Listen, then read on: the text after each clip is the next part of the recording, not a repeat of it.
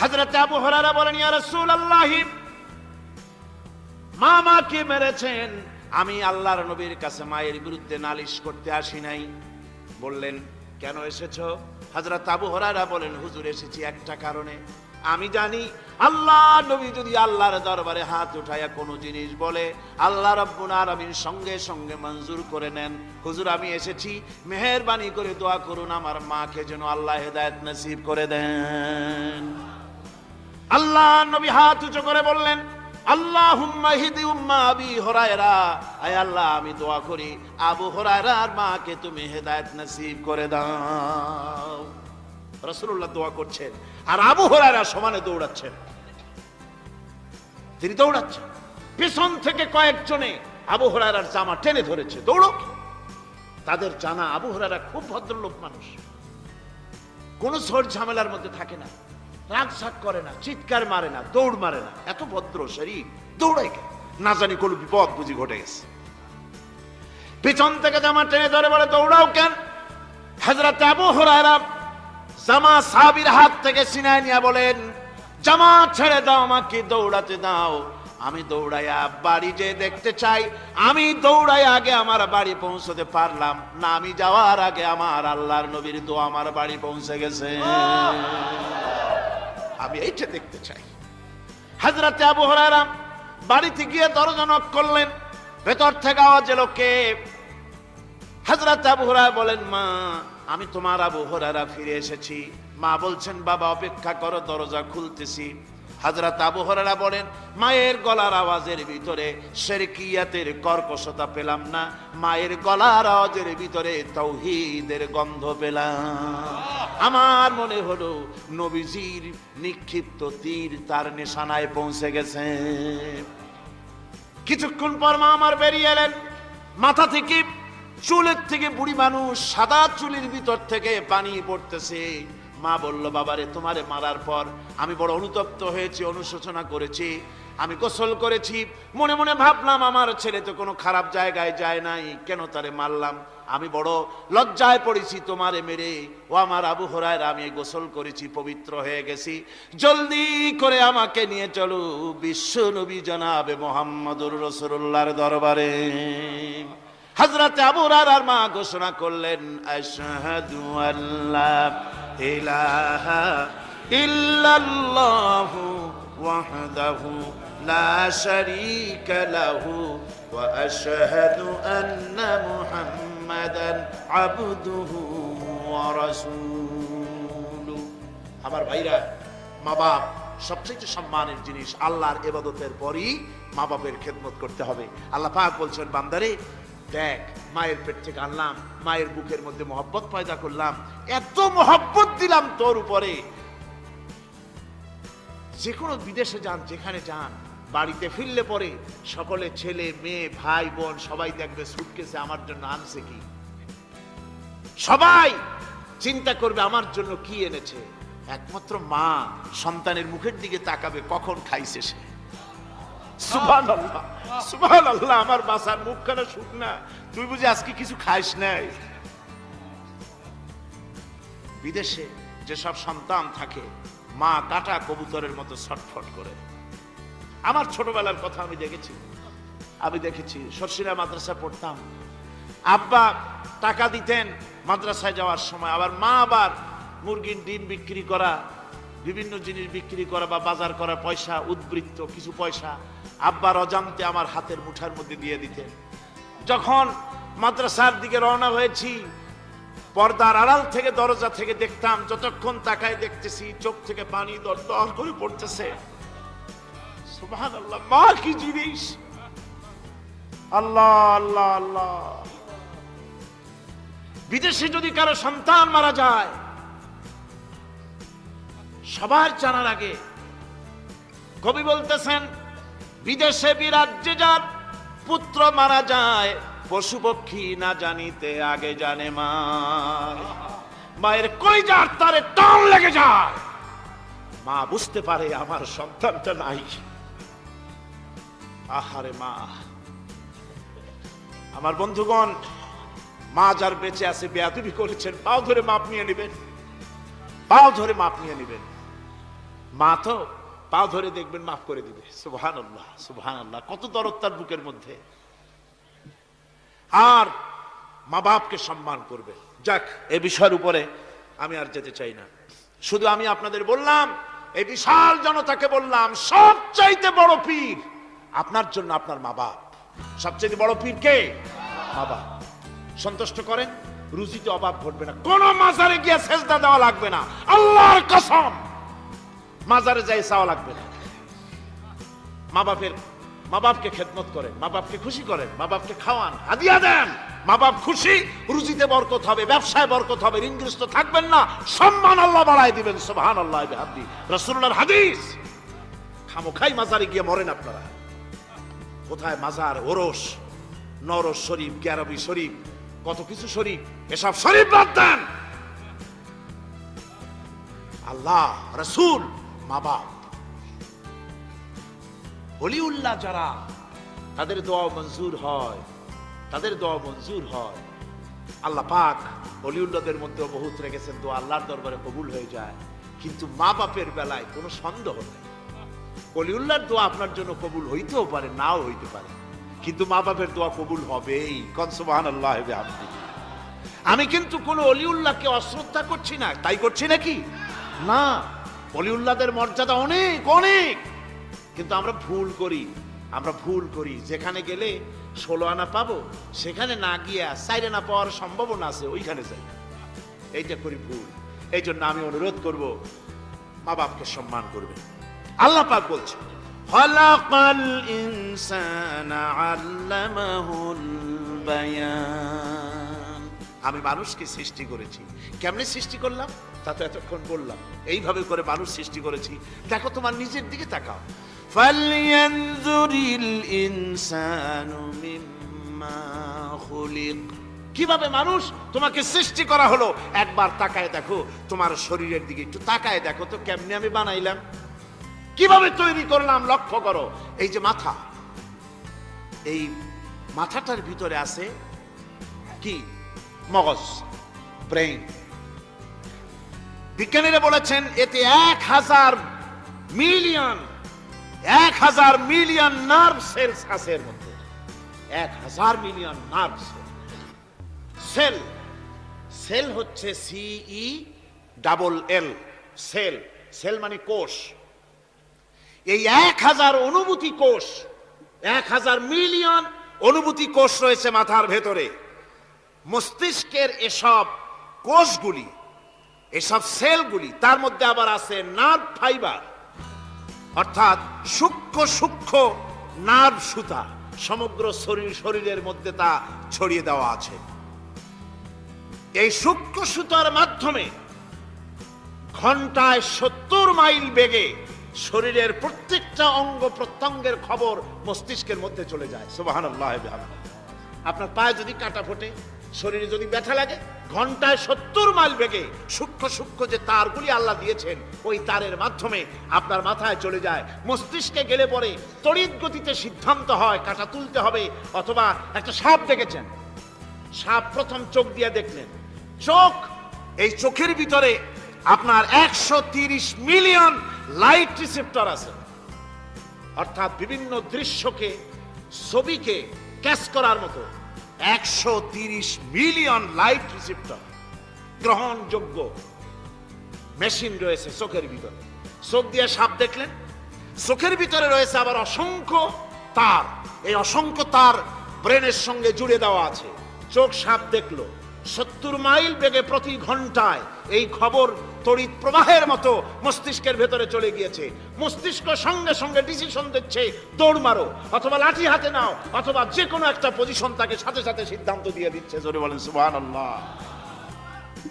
এই অনুভূতি শক্তি যদি আল্লাহ পাক না দিতেন মানুষের শরীরে, পায়ের মধ্যে পাথর ঢুকলে, কাটা তো কাটা, পাথর ঢুকলেও টের পাইতাম না। আল্লাহ পাক এই ব্যবস্থা করে দিয়েছেন মস্তিষ্কের মধ্যে এতগুলি সেল, প্রত্যেকটা সেলের আলাদা আলাদা কাজ। সুখ, দুঃখ, ভালোবাসা, মোহাব্বত, আনন্দ, স্বাদ ইত্যাদি জিনিসের অনুভূতি মস্তিষ্কের ভেতর থেকেই হয়। এখানে সেগুলি রেখে দেওয়া হয়েছে। তারপরে রয়েছে এই মস্তিষ্কের ভেতরে মেমোরি, স্মৃতি শক্তি। দেখুন, এই যে টেপ রেকর্ডারে ওয়াজগুলি রেকর্ড হচ্ছে, তাফসীর রেকর্ড হচ্ছে। কিছুদিন পর ওই রেকর্ডের উপরে আর একটা কথা যদি উঠান, তাহলে প্রথম কথা থাকবে?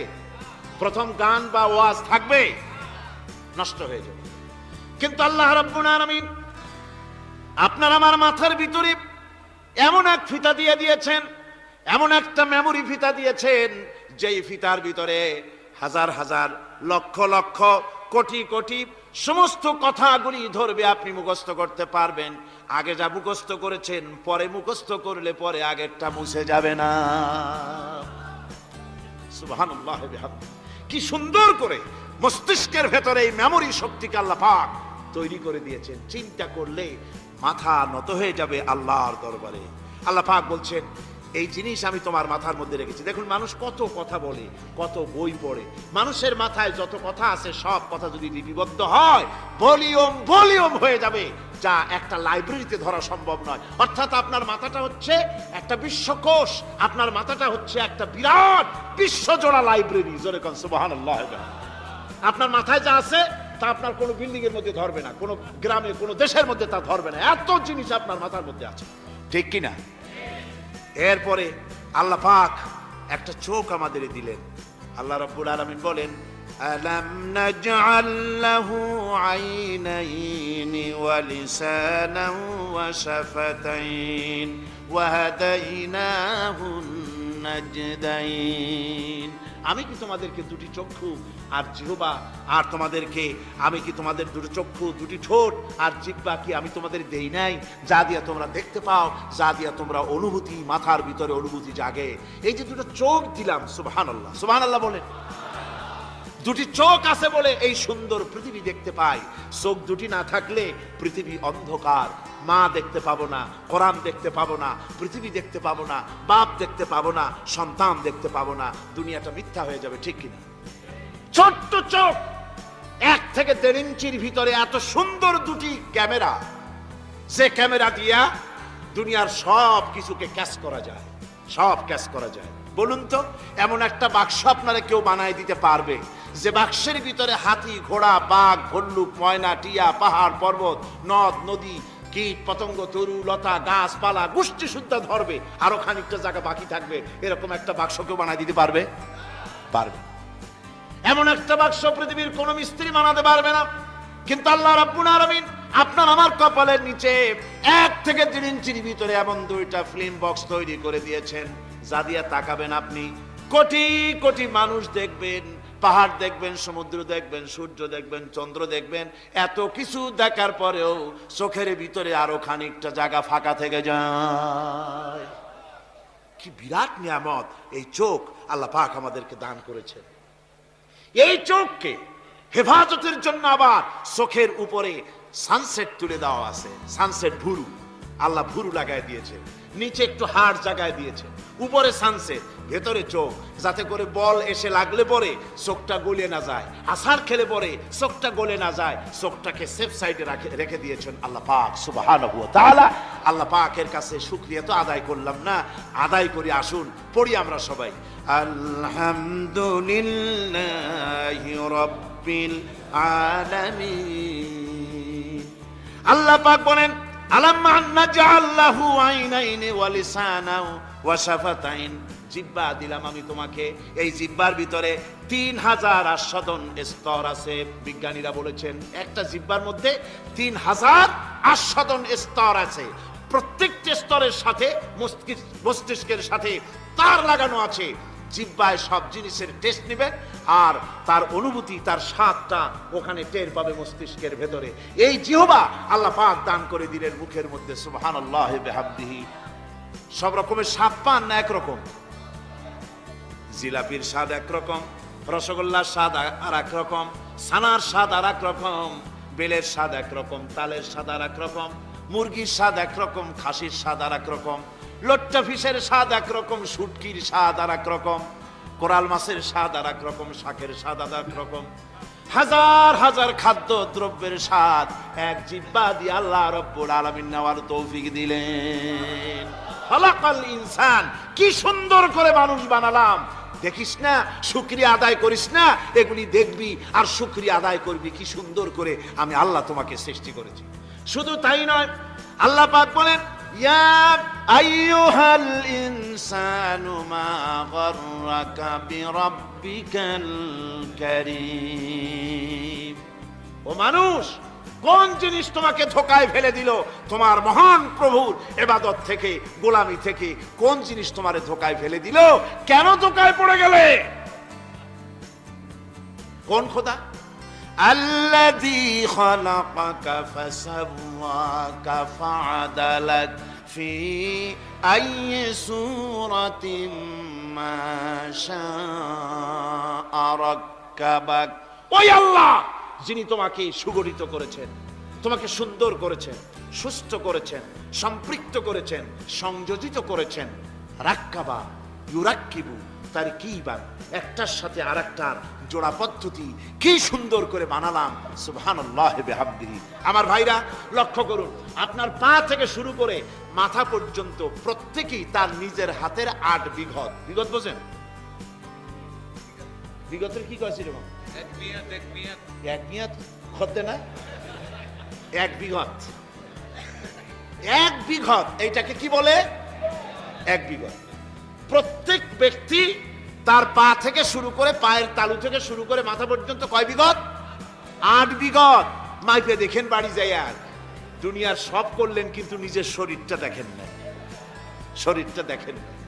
পা থেকে নিয়ে হাঁটু পর্যন্ত 2 বিঘত, হাঁটু থেকে কোমর পর্যন্ত 2 বিঘত, কোমর থেকে বুক পর্যন্ত, হাড় পর্যন্ত 2 বিঘত, হাড় থেকে মাথার তালু পর্যন্ত 2 বিঘত। মোট কয় বিঘত হল? 8 বিঘত। আবার মানুষ যদি পাখির মতো দুটো টানা এভাবে বিস্তার করে দেয়, তো ডান হাতের আঙ্গুল থেকে নিয়ে বাম হাতের আঙ্গুল পর্যন্ত এর দৈর্ঘ্য আসবে 8 বিঘত। তার মানে লম্বাও 8 বিঘত, চওড়াও। এর কোনো ব্যতিক্রম পৃথিবীর কোনো মানুষের হবে না। বাড়ি যাই মাপে দেখেন। অবশ্য নিজেরটা, অপরেরটা মাপলে তারতম্য হবে। এভাবে করে আল্লাহ সুবহানাহু ওয়া তাআলা সুন্দর করে সাজিয়ে তৈরি করে দিলেন। এরপরে মানুষের ফিঙ্গারপ্রিন্ট, আঙ্গুলের ছাপ। মানুষ আজকে সই দেয়, তারপরে কয় যে না ওই সই আমি দেইনি। সাক্ষী দেয় আদালতের কাঠগড়ায় দাঁড়িয়ে।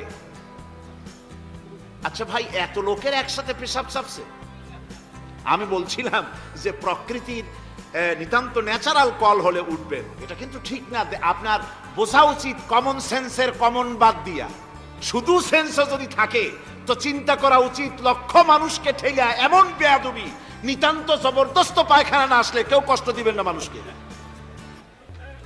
কষ্ট দিবেন না। পেশাব এবং পায়খানার জবরদস্ত ঠেলা না আসলে মানুষকে আল্লাহর হস্তে কষ্ট দিবেন না। লক্ষ লক্ষ মানুষের সঙ্গে বেয়াদবি করবেন না। আমার ভাইরা, বলতেছিলাম ফিঙ্গারপ্রিন্ট। আজকে সাক্ষ্য দিয়া বলে আমি ওই সাক্ষী দেই নাই। সাক্ষী দিয়া কোর্টে সাক্ষী দেয়, তারপরের দিন আবার যখন কোর্টে হাজির হয় কয় যে ও কথা মিথ্যা, আমি ওটা বলি নাই। এরপরে সই করে, পরের দিন কয় যে ওই সই আমার না, মিথ্যা সই। আল্লাহ রাব্বুল আলামিনের অ্যাডমিনিস্ট্রেশন দেখুন। রাব্বুল আলামিন এমন সুন্দর ফিঙ্গারপ্রিন্টের ব্যবস্থা করলেন, আঙ্গুল দিয়া যদি কাগজের উপরে বুড়ো আঙ্গুলের ছাপ লাগায় দেন, কিয়ামত পর্যন্ত আপনি আপনার 14 গোষ্ঠী এসে ওকে এটাকে অস্বীকার করতে পারবে না। পৃথিবীর কোন মানুষের ফিঙ্গারপ্রিন্টের সাথে আরেকজনের আঙ্গুলের ছাপ মিলবে না। সুবহানাল্লাহ বলেন, জোরে কোন সুবহানাল্লাহ। আল্লাহ কয় কি সুন্দর বানাইলাম, দেখছো? একটু তাকায় দেখো জোড়া পদ্ধতি কেমনে জোড়াগুলি দিলাম।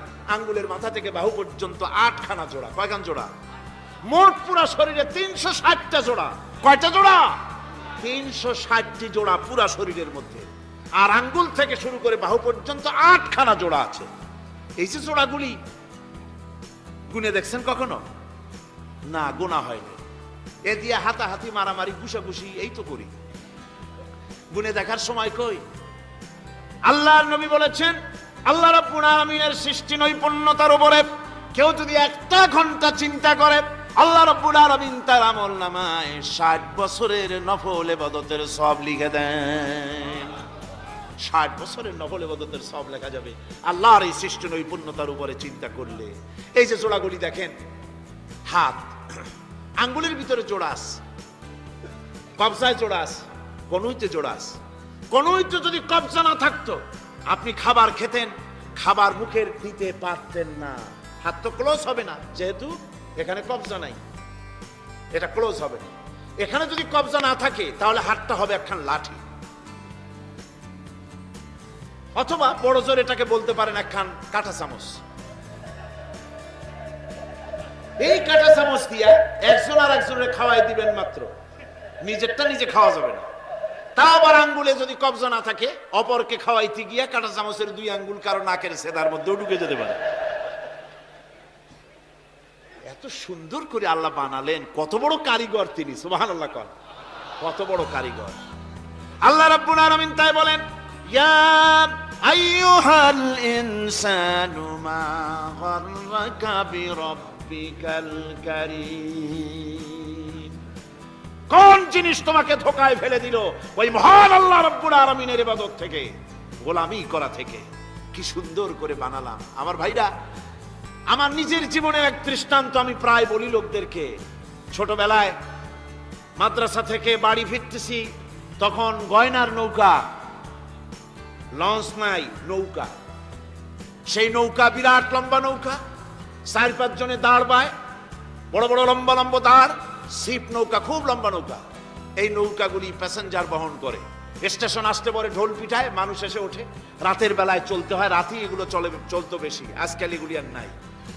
সেই নৌকার মাঝখানে থাকতো বাঁশ পোতা, 2 দিকে মানুষ শোবে, নৌকার 2 দিকে মাথা দিয়ে, 1 দিকে পা দিয়ে শোবে। ছাত্র জীবন, শুয়ে আছি এরকম করে, কিন্তু পা লম্বা করা যায় না, পা লম্বা করলে আর একজনের বুকের উপরে গিয়ে ওঠে। এভাবে করে পা কতক্ষণ গোটো করে রাখা যায়?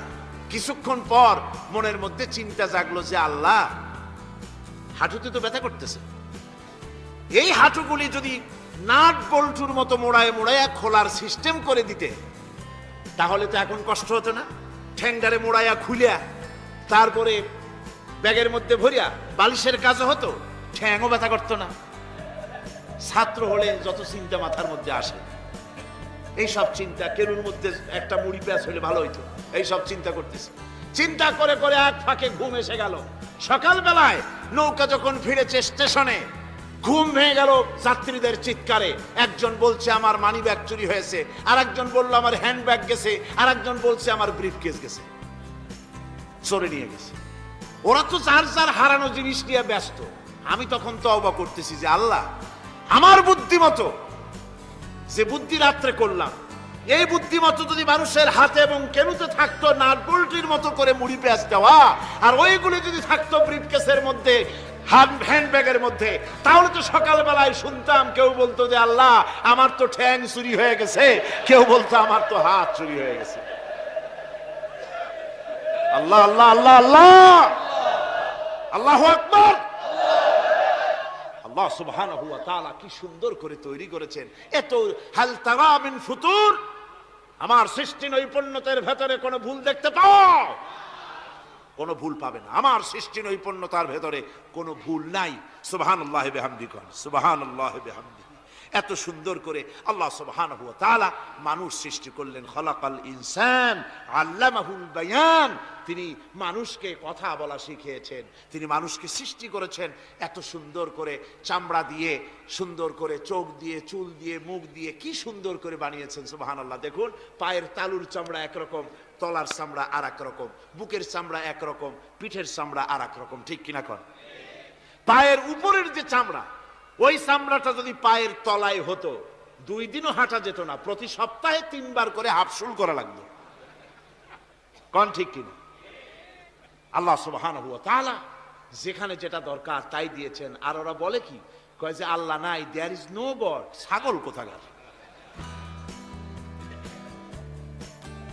গ্যাগারিন বলেছিলেন, ইউরি গ্যাগারিন প্রথম মহাশূন্যচারী, মহাশূন্য পরিভ্রমণ করে এসে বললেন যে মহাশূন্যের লক্ষ লক্ষ মাইল পরিভ্রমণ করে এলাম, মহাশূন্যে হিন্দুরা যাকে ভগবান বলে, খ্রিস্টান যাকে গড বলে, মুসলমানেরা যারা আল্লাহ বলে, এই লক্ষ লক্ষ মাইলের কোন জায়গায় অস্তিত্ব দেখলাম না। কিসের আল্লাহ, কিসের গড?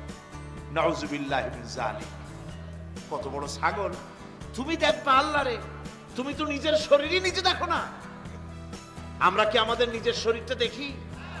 আয়নার সাহায্য ছাড়া ঘাটটা কেমন, হিপটা কেমন, ব্যাকটা কেমন, পেছনের উরুটা দেখতে কেমন, আজ পর্যন্ত আয়নার সাহায্য ছাড়া দেখতে পারি নাই। নিজের শরীরটাই দেখতে পারি নাই, আর এই শরীরের স্রষ্টাকে দেখতে চাই। সাহস তো কম না পাগলের। আল্লাহ সুবহানাহু ওয়া তাআলা তিনি মানুষকে সৃষ্টি করেছেন, কত সুন্দর করে তিনি বানিয়েছেন। একবার লক্ষ্য করে দেখো, শুকরিয়া আসবে আল্লাহর দরবারে, মাথা নত হয়ে আসবে। কি সুন্দর করে আল্লাহ পাক বানিয়েছেন। মানুষের শরীরে কিডনি লাগবে দুটি, কিডনি লাগবে একটা। কিডনি কি? কিডনি হচ্ছে আপনার পেশাবকে ছেঁকে বের করে দেয়, একটা দারুণ জিনিস আপনার শরীরের জন্য। কিডনি যদি ইনঅ্যাক্টিভ হয়ে যায়, হাত পায়ে পানি এসে হাত পা ফুলে আপনি মৃত্যুর দিকে এগোতে থাকবেন। এই কিডনি, এই ছাকনি মাত্র একটা হলে চলে, কিন্তু আল্লাহ পাক ছাকনি এই কিডনি দিয়েছেন দুটো। কটা দিলেন? দুটো। একটা যদি কখনো ডিসঅর্ডার হয়ে যায়, আর একটা দিয়ে যেন আমার বান্দা কাজ চালায় নিতে পারে। সুবহানাল্লাহ বিহামদিহি, সুবহানাল্লাহ। চোখ তো একটা হলেও হয়, কিন্তু আল্লাহ চোখ দিলেন দুটো। কটা দিয়েছেন? দুটো চোখ দিয়েছেন, দুটো কান দিয়েছেন। আমি অবাক হয়ে গিয়েছি যখন আমার ছেলের চিকিৎসা চলতেছিল সিঙ্গাপুর মাউন্ট এলিজাবেথ হসপিটালে। 4টা অপারেশন হয়েছে। আমার ছেলে কারিবুল মত, একেবারে মৃত্যুর দুয়ারে চলে গিয়েছিল। 4টি অপারেশন, 40 ব্যাগ রক্ত লেগেছে। 2.5 ফিট তার ইন্টেস্টাইন কেটে ফেলেছে, 2.5 ফিট খাদ্যনালী কেটে ফেলে দিয়েছে। আমি ডাক্তারকে জিজ্ঞেস করলাম, সার্জনকে, 2.5 ফিট তার খাদ্যনালী তুমি কেটে ফেললে, তা আমার এই ছেলে খেয়ে হজম করবে কি করে? তার খাওয়াটাও প্রবলেম হবে না? ডাক্তার আমাকে যা বলল, শোনা মাত্র আমার চোখে পানি এসে গেল। ডাক্তার বলল, তুমি জানো না, আমি তো মাত্র 2.5 ফিট কেটেছি। তোমার স্রষ্টা, এই পৃথিবীর স্রষ্টা মানুষ যিনি সৃষ্টি করেছেন, প্রত্যেক মানুষের পেটের ভিতরে এই খাদ্যনালীকে রব্বুল আলামিন 22 ফিট লম্বা করেছেন। 22 ফিট লম্বা আছে এটা। আমি তো মাত্র 2.5 ফিট কেটেছি। কোন প্রয়োজনে যদি কাটতে কাটতে আরো কাটা হয়, 10 ফিটও কাটা হয়, কষ্ট হবে না। সুবহানাল্লাহ বিহামদিহি।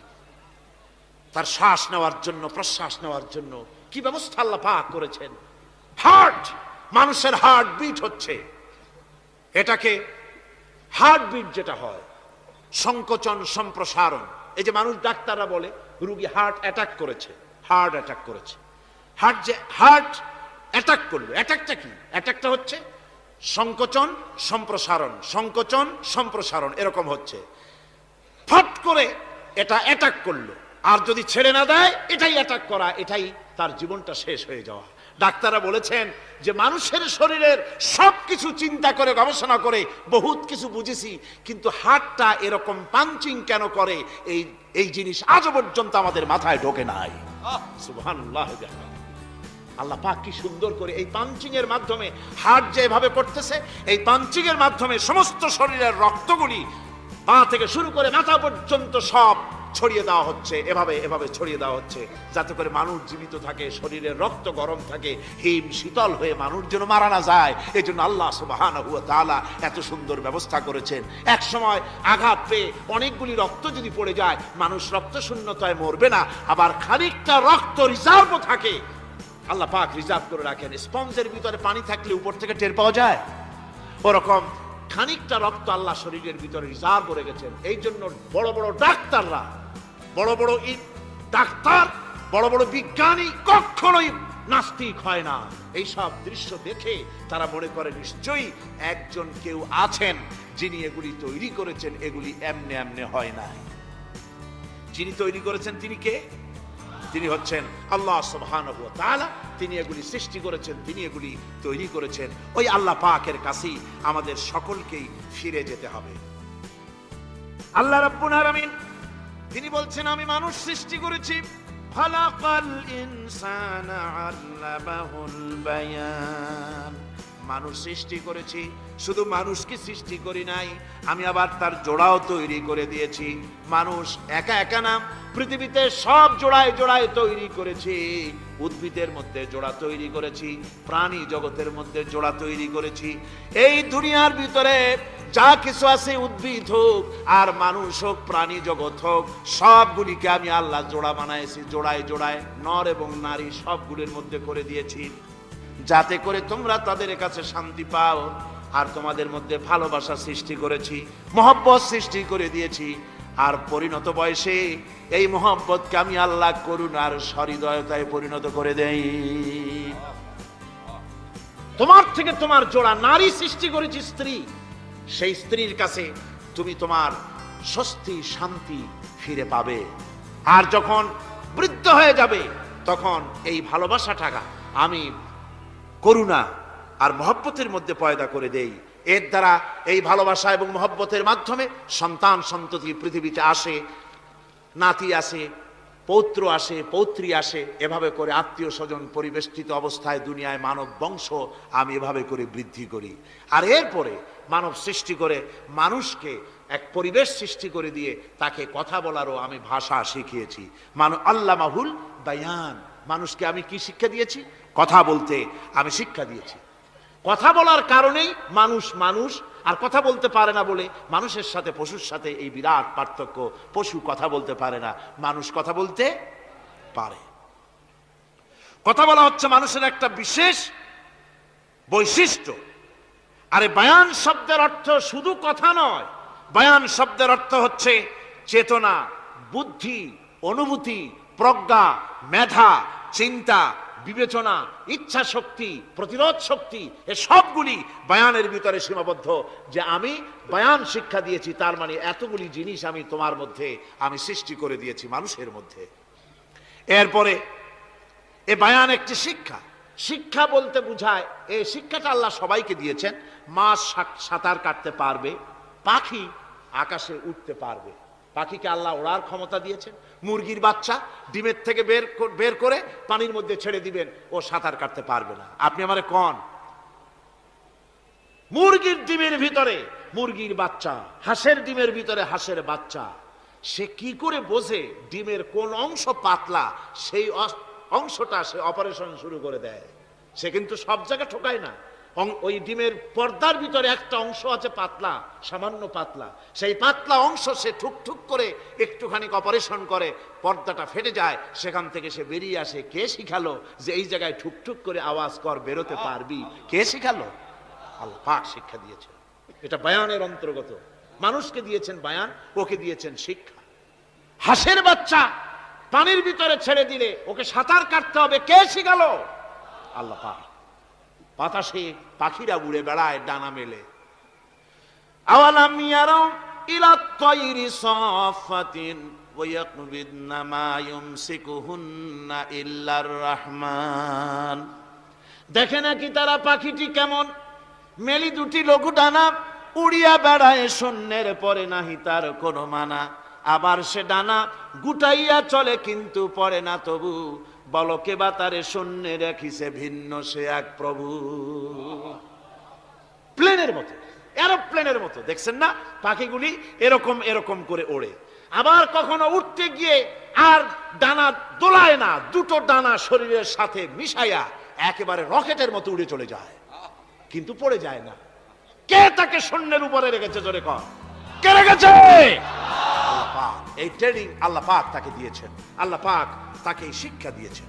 এই শিক্ষা, পানিতে সাঁতার কাটবে মাছ, বায়ুতে ভেসে বেড়াবে পাখি, তারপরে মানুষের চোখের পলক পড়বে, পাকস্থলী হজম করবে, এসব শিক্ষা আল্লাহই দিয়েছেন। প্রত্যেকটা জিনিসকে সৃষ্টি করেছেন, আর তার কাজটাও কিভাবে হবে তাও আল্লাহ পাক শিখিয়ে দিয়েছেন।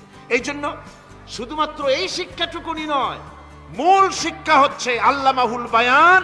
এর আসল অর্থ হলো মানুষের জ্ঞানের পূর্ণতার জন্য আল্লাহ পাক বায়ান দিয়েছেন। সে বায়ান হচ্ছে কোরআনে কারীম। সে বায়ান কি? কোরআন। এই কোরআন হচ্ছে মানুষের জ্ঞানের পূর্ণতা। কোরআন দিয়েই মানুষের জ্ঞান পরিপূর্ণ হয়। ওমা উতীতুম মিনাল ইলমি ইল্লা কালিলা, তোমাদেরকে খুব সামান্যতম জ্ঞান দেওয়া হয়েছে। আসল জ্ঞানের মালিক কে? আল্লাহ সুবহানাহু ওয়া তাআলা। আল্লাহ রাব্বুল আলামিন বলেন আশ-শামসু ওয়াল কমারু বিহুসবান ওয়ান নাজমু ওয়াশ-শাজারু ইয়াসজুদান। সূর্য এবং চন্দ্র একটা বিরাট একটা হিসাবের অনুসরণে বাধ্য। সূর্য আর চন্দ্র একটা হিসাবের অনুসরণে বাধ্য, এর ব্যতিক্রম হওয়ার কোনো উপায় নাই। সূর্য এবং চন্দ্র তার আপন আপন কক্ষপথে ঘুরবে, ইচ্ছে মাফিক সূর্য চন্দ্র ঘুরতে পারবে না। রাত 12টার সময় সূর্য এসে বলতে পারবে না বেটারা ছর আমি এখন উদিত হব, পারবে? পারবে না। দিনের দুপুরের সময় রাত এসে মাথা চাড়া দিয়ে জাগাতে পারবে না, দিন সরে যা আমি এখন সবটাকে রাত বানায় দেব, পারবে না।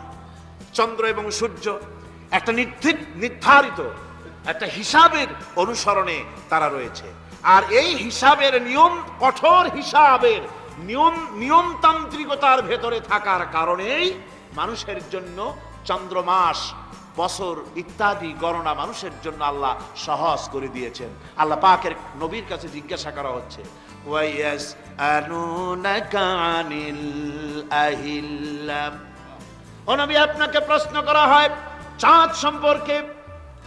কাফেররা প্রশ্ন করেছে চাঁদের ক্রমবর্ধমান ক্রমহ্রাস কেন, চাঁদ বাড়ে কেন, কমে কেন, আপনারে জিজ্ঞাসা করা হয়, আপনি জবাবে বলুন কুল হিয়া মাওয়াকিতু লিন্নাস, বলুন এ চাঁদ হচ্ছে মাস, দিন, বছর গণনা করার জন্য, গোটা পৃথিবীবাসীর জন্য আমি একটা স্থায়ী ক্যালেন্ডার আকাশে ঝুলায় রাখছি। জোরে কোন সুবহানাল্লাহ। বিনা পয়সার ক্যালেন্ডার কে ঝুলায় রাখছেন? আল্লাহ সুবহানাহু ওয়া তাআলা, তিনি ঝুলিয়ে রেখেছেন এই ক্যালেন্ডারকে। আর এই চন্দ্র সূর্য নিজের ইচ্ছা মাফিক চলতে পারে না। আল্লাহ পাক কোরআনে কারিমে বলেছেন আফা গায়রা দীনিল্লাহি ইয়াবগুন ওয়ালাহু আসলামা মান ফিস সামাওয়াতি ওয়াল আরদি তাওআন ওয়া কারহা, তোমরা কি আমার দেওয়া জীবন ব্যবস্থা ছেড়ে দিয়ে মানুষের তৈরি করা, অন্যের তৈরি করা মতবাদ গ্রহণ করতে চাও? ওয়ালাহু আসলামা মান ফিস সামাওয়াতি ওয়াল আরদ, অথচ আকাশে যা কিছু আছে, জমিনে যা কিছু আছে, সব আমার কি করছে?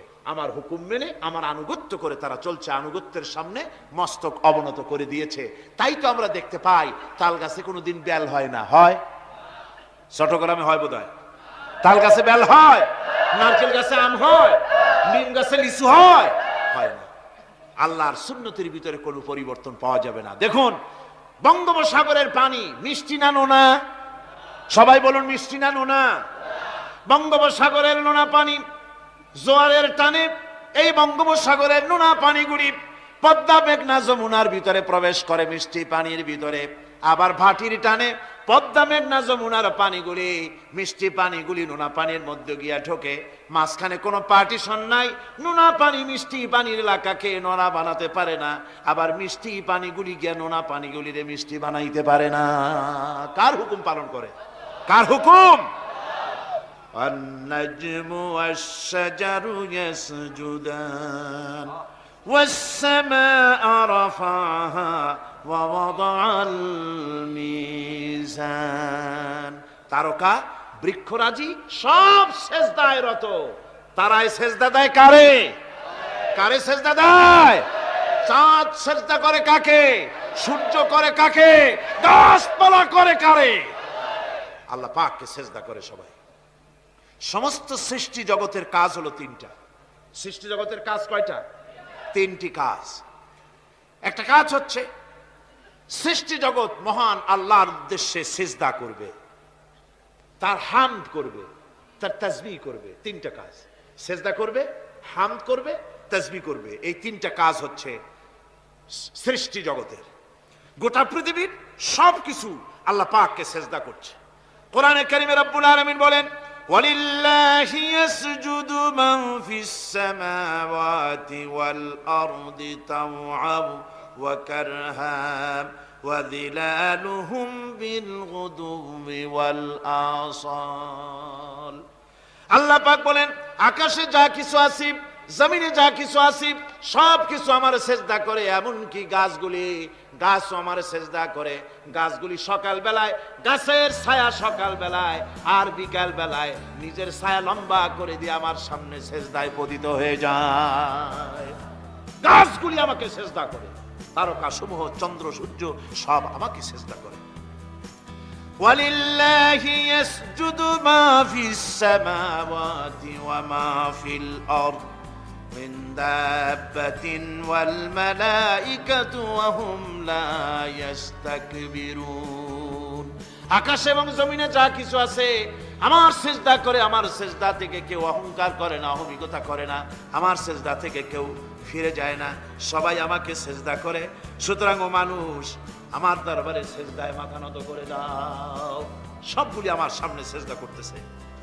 আলাম তারা আন্নাল্লাহা ইয়াসজুদু লাহু মান ফিস সামাওয়াতি ওয়া মান ফিল আরদ والشمس والقمر والنجوم والجبال والشجر والدواب وكثير من الناس। আল্লাহ পাক বলছেন, আকাশ এবং জমিনে যা আছে সব আমাকে সেজদা করছে। চাঁদে, সূর্যতে, গাছপালায়, পাহাড় পর্বতে সবকিছু, সমস্ত প্রাণী জগৎ পর্যন্ত, চতুষ্পদ জন্তুগুলি পর্যন্ত আমি আল্লাহকে সেজদা করে। সুবহানাল্লাহ, সুবহানাল্লাহ কোন? সব সেজদা আল্লাহর জন্য। সুতরাং আল্লাহ পাককে সেজদা করতে হবে। এই সেজদা দিয়ে ধন্য হচ্ছে সমস্ত সৃষ্টি জগৎ। মানুষ শুধু আল্লাহ পাককে সেজদা করছে না, অনেক মানুষ সেজদা থেকে গাফেল। সেই জন্য গতকালও আমি আপনাদের সামনে বলেছিলাম, আল্লাহকে সেজদা দিবেন, সেজদাই বেশি মজা। সেজদাই যদি না দিতে পারলেন তাহলে দিবেনটা কি? আপনাকে সৃষ্টি করা হয়েছে সেজদার জন্য। মানুষ যেমন সেজদা দিতে পারে নাক দিয়া, কপাল দিয়া, হাত দিয়া, পা দিয়া, হাঁটু দিয়া, মানুষ যেমন সেজদা দিতে পারে মানে শরীর অঙ্গ প্রত্যঙ্গ দিয়ে, এইভাবে কিন্তু পৃথিবীর অন্য কোনো প্রাণী সেজদা দিতে পারে না। দেখুন না, আপনার বাড়ির একটা বিড়াল অথবা ছাগল অথবা গরু পরে নাক আর কপাল দিয়ে মানুষের যেমন সেজদা দেয়, ওইরকম সেজদা দেওয়াতে চেষ্টা করে, চারটা ঠ্যাং নিয়ে উল্টে পড়ে যাবে, সেজদা দিতে পারবে। সেজদা নাক আর কপাল দিয়ে সেজদার ব্যবস্থা আল্লাহ মানুষের জন্যই করেছেন। সুবহানাল্লাহ ওয়া বিহামদিহি। বেশি করে আল্লাহ পাককে সেজদা করতে হবে আর তাসবিহ করতে হবে। আল্লাহ পাকের তাসবিহ করবেন কার? ইউসাব্বিহু লিল্লাহি মা ফিস সামাওয়াতি ওয়া মা ফিল আরদ। সাব্বাহা ইউসাব্বিহু তাসবিহান। অতীতে তাসবিহ পড়েছে, বর্তমানে তাসবিহ পড়ছে, ভবিষ্যতেও তাসবিহ পড়বে।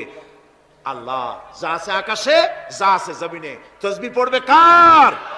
আল্লাহ পাকের তাসবিহ পড়বে। সুতরাং এই পৃথিবীতে যা আছে সব আল্লাহর তাসবিহ পড়ছে। আমরা বুঝি না, ওদের ভাষা বুঝি না। বাতাস তার শনশন রবে, পানি তার কুলুকুলু নাদে, পাতা পল্লবগুলি তার মর্মর রবে, পাখি তার কল কাকলিতে ইত্যাদি যত রকমের শব্দ আমাদের কানে আসে, সমস্ত শব্দের মধ্যে আল্লাহর জিকির হয়, আমরা বুঝি না। কোরআনে কারীম এ কথাটা এভাবে বলছেন, ওয়া ইম মিন শাইইন ইল্লা ইউসাব্বিহু বিহামদিহি ওয়ালাকিন লা তাফকাহুনা তাসবিহাহুম। যা আছে পৃথিবীতে, আকাশে জমিনে সব আমার তাসবিহ পড়ে, তোমরা বোঝো না। ওই ফাল্গুন মাসে, চৈত্র মাসে, বসন্তকালে গাছের ডালে ডালে কোকিল বসে ডাকে কুহু কুহু করে, তুমি শোনো কুহু কুহু, আসলে তো কুহু কুহু না, ওরা ডাকে আল্লাহু আল্লাহু। পড়েন সবাই, আল্লাহু আল্লাহু আল্লাহু আল্লাহু আল্লাহু।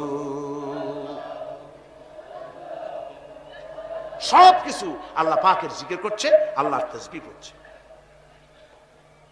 والسماء رفعها ووضع الميزان ألا تطغوا في الميزان وأقيموا الوزن بالقسط ولا تخسروا الميزان।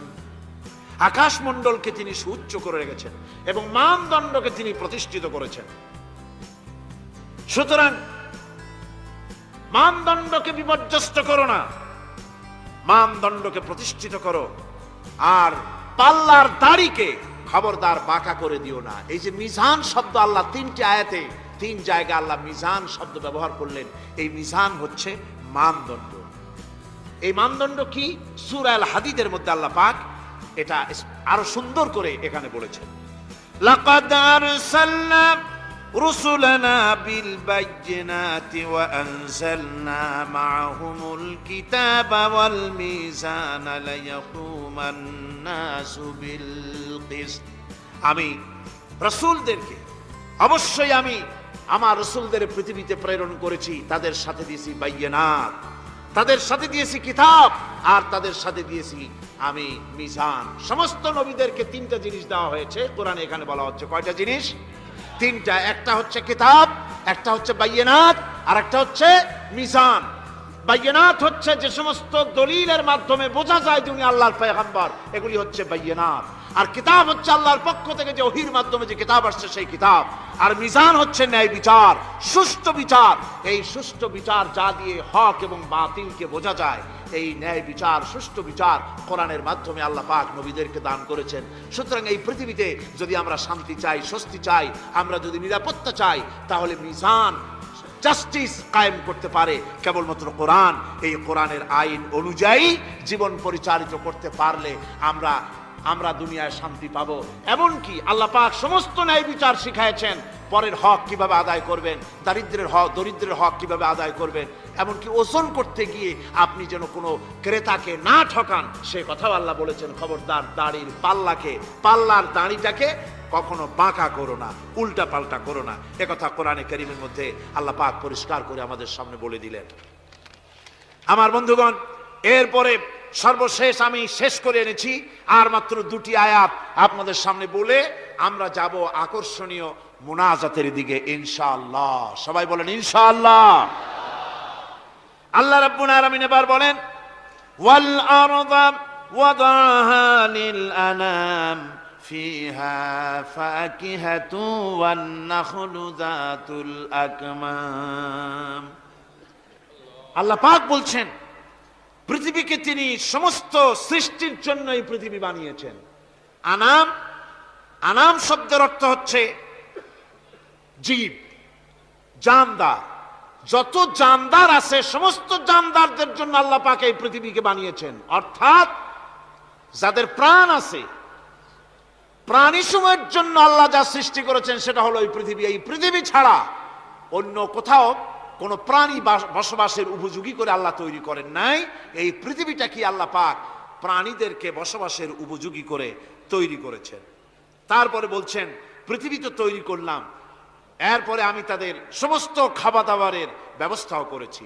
ওয়ান নাখলু যাতুল আকমাম, খেজুরগুলিকে আমি প্যাকেট করে তোমাদের সামনে দিয়েছি, আচ্ছাদন দিয়ে দিয়েছি। খেজুরের কথা এখানে বলা হয়েছে, শুধু খেজুর নয়, খেজুর, আঙ্গুর, বেদানা, আপেল, যত খাবার আমাদের সামনে আল্লাহ দিয়েছেন সমস্ত খাবারগুলি প্যাকেট করা। জোরে বলেন কি করা? প্যাকেট করা। কি মহব্বত করে আল্লাহ দিয়েছেন। কলা বলেন, তাল বলেন, বেল বলেন, সব খাবারগুলিকে আল্লাহ পাক প্যাকেট করে মানুষের সামনে হাজির করেছেন। কারণ ওয়ালাকাদ কাররামনা বানি আদমা, যেহেতু আদম সন্তানকে আমি সম্মানিত করেছি, তাই আদম সন্তানের সামনে, ভদ্র সম্মানিত মেহমানের সামনে যত খাবার দিলাম সব খাবারগুলিকে আমি গুছিয়ে সুন্দর করে সাজিয়ে আমি কভার করে তোমার সামনে পেশ করেছি। ওয়াল হাব্বুজুল আসফি ওয়ার রাইহান, এরপরে দানা দিয়েছি, ভুসি দিয়েছি। দানা হচ্ছে মানুষের খাবার, ভুসি হচ্ছে পশুর খাবার। এই মানুষের খাবার, পশুর খাবার সবকিছু আমি পরিবেশন করেছি। এরপর আল্লাহ বলছেন, ফাবিআইয়ি আলা'i রাব্বিকুমা তুকাযযিবান। পড়েন, ফাবিআইয়ি আলা'i রাব্বিকুমা তুকাযযিবান। আল্লাহ পাক বলছেন, কোন নিয়ামতকে, তোমার প্রভুর কোন নিয়ামতকে অস্বীকার করতে পারো? আল্লাহর কোন নিয়ামতকে অস্বীকার করতে পারবে না। এভাবে হাজারো নিয়ামত দিয়ে আমি তোমাদেরকে সমৃদ্ধ করেছি। সূরা আর রহমান একেবারে শেষ পর্যন্ত আল্লাহর এই সমস্ত নিয়ামত দিয়ে ভরা, নিয়ামতের কথা দিয়ে, রহমতের কথা দিয়ে ভরা। জোরে বলেন সুবহানাল্লাহি ওয়া বিহামদিহি। এই কোরআন, যে কোরআন আল্লাহ আমাদের শিক্ষা দিলেন, এই কোরআন অনুযায়ী দয়া করে যে কোরআন দিলেন, যাতে অর্থনীতি আছে, সমাজনীতি আছে, রাজনীতি আছে, যাতে মানুষের পারিবারিক জীবন আছে, সবকিছু যে কোরআনে আছে। এই কোরআন দিয়ে রাসূলুল্লাহ একটা সমাজ তৈরি করেছিলেন যেখানে চুরি ছিল না, ডাকাতি ছিল না, জেনা ব্যভিচার ছিল না। ওরকম একটি সমাজ বাংলাদেশে প্রতিষ্ঠিত হোক, এটা কি আপনারা চান? কারা কারা চান দেখতে চাই?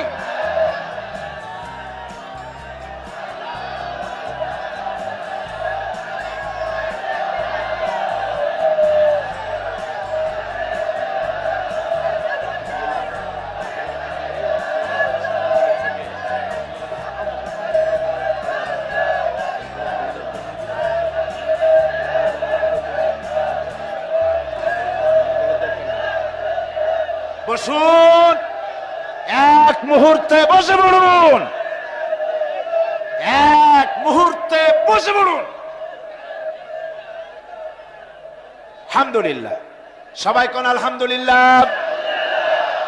আদব রক্ষা করুন, আদব রক্ষা করুন, তাড়াতাড়ি বসুন, তাড়াতাড়ি। আলহামদুলিল্লাহ। আমি বুঝছি ওই এক বুড়ি আছাড় খেয়ে পড়ে গেছিল, বলল যে পড়লাম যখন তুমি একটু পান খাইনি, মানে স্লোগানের সুযোগ যখন পাইলাম তুই একটু দাঁড়ায় কোমরটা সোজা করে নি। মন্দ না, ভালোই করেছেন। তবে এখন মোনাজাত হতে যাচ্ছে। কি হতে যাচ্ছে? 5 দিনের তাফসীরুল কোরআন মাহফিলের মোনাজাত। খবরদার, মাহরুম হবেন না কেউ। আশাটাই ব্যর্থ হয়ে যাবে। আদ-দুআউ মাখুল ইবাদা। ইবাদতের মগজ কি? জোরে কোন কি? এরপর আর কাউকে হাঁটতে দিবেন না। সব যার যার জায়গায় বসে পড়ুন, যার যার জায়গায় বসে পড়ুন। মুনাজাতে শরীক হওয়ার জন্য প্রস্তুতি গ্রহণ করুন। আল্লাহ সুবহানাহু ওয়া তাআলা তিনি আমাদের জন্য কোরআন দান করেছেন।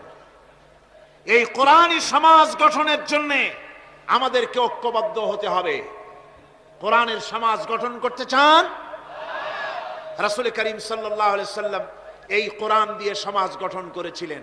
সেই সমাজে চুরি ছিল না, ডাকাতি ছিল না, জেনা ছিল না, ব্যভিচার ছিল না। সেই সমাজ প্রতিষ্ঠা করতে গিয়ে রাসূলুল্লাহকে রক্ত দিতে হয়েছিল, জীবন দিতে হয়েছিল সাহাবায়ে কেরামদেরকে। আমাদেরকেও প্রয়োজন হলে রক্ত দিতে হবে। পারবেন? পারবেন? আজকে সারা পৃথিবী জুড়ে মুসলমানদের বিরুদ্ধে চূড়ান্ত আযাব এসেছে, চূড়ান্ত গজব এসেছে, চূড়ান্ত মার এসেছে। এই মারের মধ্য থেকে আমাদেরকে বাঁচতে হবে, আমাদেরকে প্রস্তুতি নিতে হবে। আগামী দিনের জন্য, আল্লাহর দ্বীন প্রতিষ্ঠার জন্য দৃঢ় সংকল্পবদ্ধ আমাদের হতে হবে। দুনিয়ার চতুর্দিকে আজকে মার শুরু হয়েছে। বসনিয়ার মুসলমানদেরকে মারতে মারতে ছোট্ট একটা থানার মতো বানায় ফেলেছে। এখন আমি বসনিয়ার লোকদের সঙ্গে মিলিত হয়েছি। আমার যখন ইংল্যান্ড সফর ছিল, তখন বসনিয়ার কয়েকজন লিডারের সঙ্গে আমার দেখা হয়েছে। আমেরিকা এবং ব্রিটেনে একসঙ্গে প্রোগ্রাম করেছি। আমাকে ইমাম সাহেবকে বক্তৃতা দিতে দেওয়া হলো।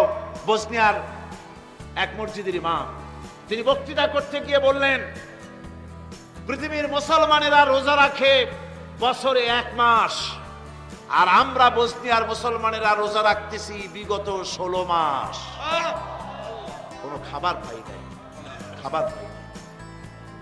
ছোট্ট ছোট্ট বাচ্চাগুলিকে জবাহ করে এরপরে বসনিয়ার মুসলমান মায়ের মুখের উপরে ধরা হচ্ছে স্বাধীনতার শুরুয়া খাও। স্বামীর সামনে স্ত্রীকে ধর্ষণ করা হচ্ছে, পিতার সামনে কন্যাকে ধর্ষণ করা হচ্ছে। এইভাবে মারতে মারতে তাদেরকে বাংলাদেশের একটা থানার মতো এলাকায় করে ফেলেছে। একদিকে ক্রোয়েশীয়, একদিকে সার্বীয়, একদিকে সমুদ্র, মাঝখানে তাদেরকে আটকায় ফেলেছে। একটা পথ দিয়ে তাদের রসদ আসতো, সেই পথটাও নিয়ন্ত্রণ করছে সার্বীয়রা। হয়তো একদিন আমরা শুনতে পাবো সার্ব নামক, বসনিয়া নামক একটা ভূখণ্ড ছিল পৃথিবীর বুকে, আজ আর তা নাই, কাফেরদের দখলে চলে গেছে। মুসলমানদের মাদ্রাসা মসজিদ শেষ করেছে, মুসলমানদেরকে বেইজ্জত করেছে, শেষ করে ফেলেছে। আহারে, যাদের টাকা আছে, পয়সা আছে, ওই মুসলমানেরা আল্লাহর দরবারে কি জবাব দিবে? বসনিয়ার ব্যাপারে কি জবাব দিবে? আল্লাহ যাদেরকে টাকা দিয়েছেন, পয়সা দিয়েছেন, আল্লাহ পাক বলেছেন, আমা লাকুম লা তুকাতিলুনা ফি সাবিলিল্লাহ আল মুস্তাদাফিনা মিনার রিজাল ওয়ান নিসা ওয়াল বিলদান আল্লাযীনা ইয়াকুলুনা রাব্বানা আখরিজনা মিন হাযিহিল ক্বরিয়াতি যালিমি আহলুহা। আমালাকুম, পৃথিবীর মানুষেরা তোমাদের কি হয়েছে? লা তুকাতিলুনা ফি সাবিলিল্লাহ, কেন আল্লাহর রাস্তায় লড়াই করো না? ওই সমস্ত মানুষের, নির্যাতিত মানুষের সপক্ষে যেসব নারী, বৃদ্ধ, বৃদ্ধার শিশু চিৎকার বেড়ে আমার কাছে বলতেছে, রব্বুল আলামিন মেহেরবানি করে এই জালিম জনপদ থেকে আমাদের বাঁচাও, তোমার পক্ষ থেকে আমাদের জন্য সাহায্যকারী পাঠাও। এই বলে যখন বসনিয়ার মুসলমানেরা কান্দে, যাদের টাকা আছে, পয়সা আছে, ওদের সাহায্য করতে যারা এগিয়ে এলো না, কিয়ামতের দিন আল্লাহর দরবারে অবশ্যই আসামি হওয়া লাগবে, কোনো সন্দেহ নাই। আজ আরাকান আমাদের বাড়ির কাছে, বার্মা, সেখান থেকে আমার কাছে লেখা হয়েছে, তারা লিখছে সামরিক জান্তার সম্মিলিত সামরিক বাহিনী নতুন ভাবে চরম নির্যাতন শুরু করেছে। এবারের নির্যাতনের প্রধান টার্গেট হচ্ছে আলেম সমাজ। এ বাহিনী দীর্ঘদিন ধরে মুসলিম নারীদের জন্য শরীয়তের দৃষ্টিতে পর্দা আবশ্যক নয় মর্মে আলেমদের কাছ থেকে ফতোয়া আদায়ের জন্য চেষ্টা করে। ব্যর্থ হয়ে বর্তমানে আলেমদেরকে পাইকারি হারে গ্রেফতার করে ব্যারাকে নিয়ে গিয়ে অমানুষিক নির্যাতন চালাচ্ছে, আলেমদের পুড়িয়ে দাড়ি মুন্ডিয়ে দিচ্ছে। আরাকানের গ্রান্ড মুফতি মাওলানা নুরুল হক সাহেবকে অনেক নির্যাতনের পর উপরোক্ত ফতোয়া আদায় করতে না পেরে নির্মম ভাবে তাকে হত্যা করেছে। প্রতি মুসলিম পাড়া থেকে 20-30 জন করে মুসলিম যুবতী সামরিক বাহিনীর ব্যারাকে সরবরাহ করার জন্য নির্দেশ দেওয়া হয়েছে। অনেক যুবতীদের ইতিমধ্যে ব্যারাকে নিয়ে গিয়ে সামরিক নির্যাতন চালিয়ে তাদেরকে হত্যা করা হয়েছে। আরাকান থেকে এই চিঠি আমাদের কাছে এসেছে। বাংলাদেশ 11.5 কোটি মুসলমানের দেশ। আমাদের প্রতিবেশী বার্মার উপরে, বার্মার মুসলমানদের উপরে যে অত্যাচার হতেছে, বাংলাদেশ সরকার, এই সরকার যদি ইমানদার সরকার হতো, এ সরকার যদি কোরআনের সরকার হতো, এ সরকার যদি রাসূলুল্লাহর হাদিসের সরকার হতো, এ সরকার যদি 11 কোটি মুসলমানদের প্রতিনিধিত্ব করত, বার্মার সাথে যুদ্ধ করে মুসলমানদেরকে উদ্ধার করা হতো।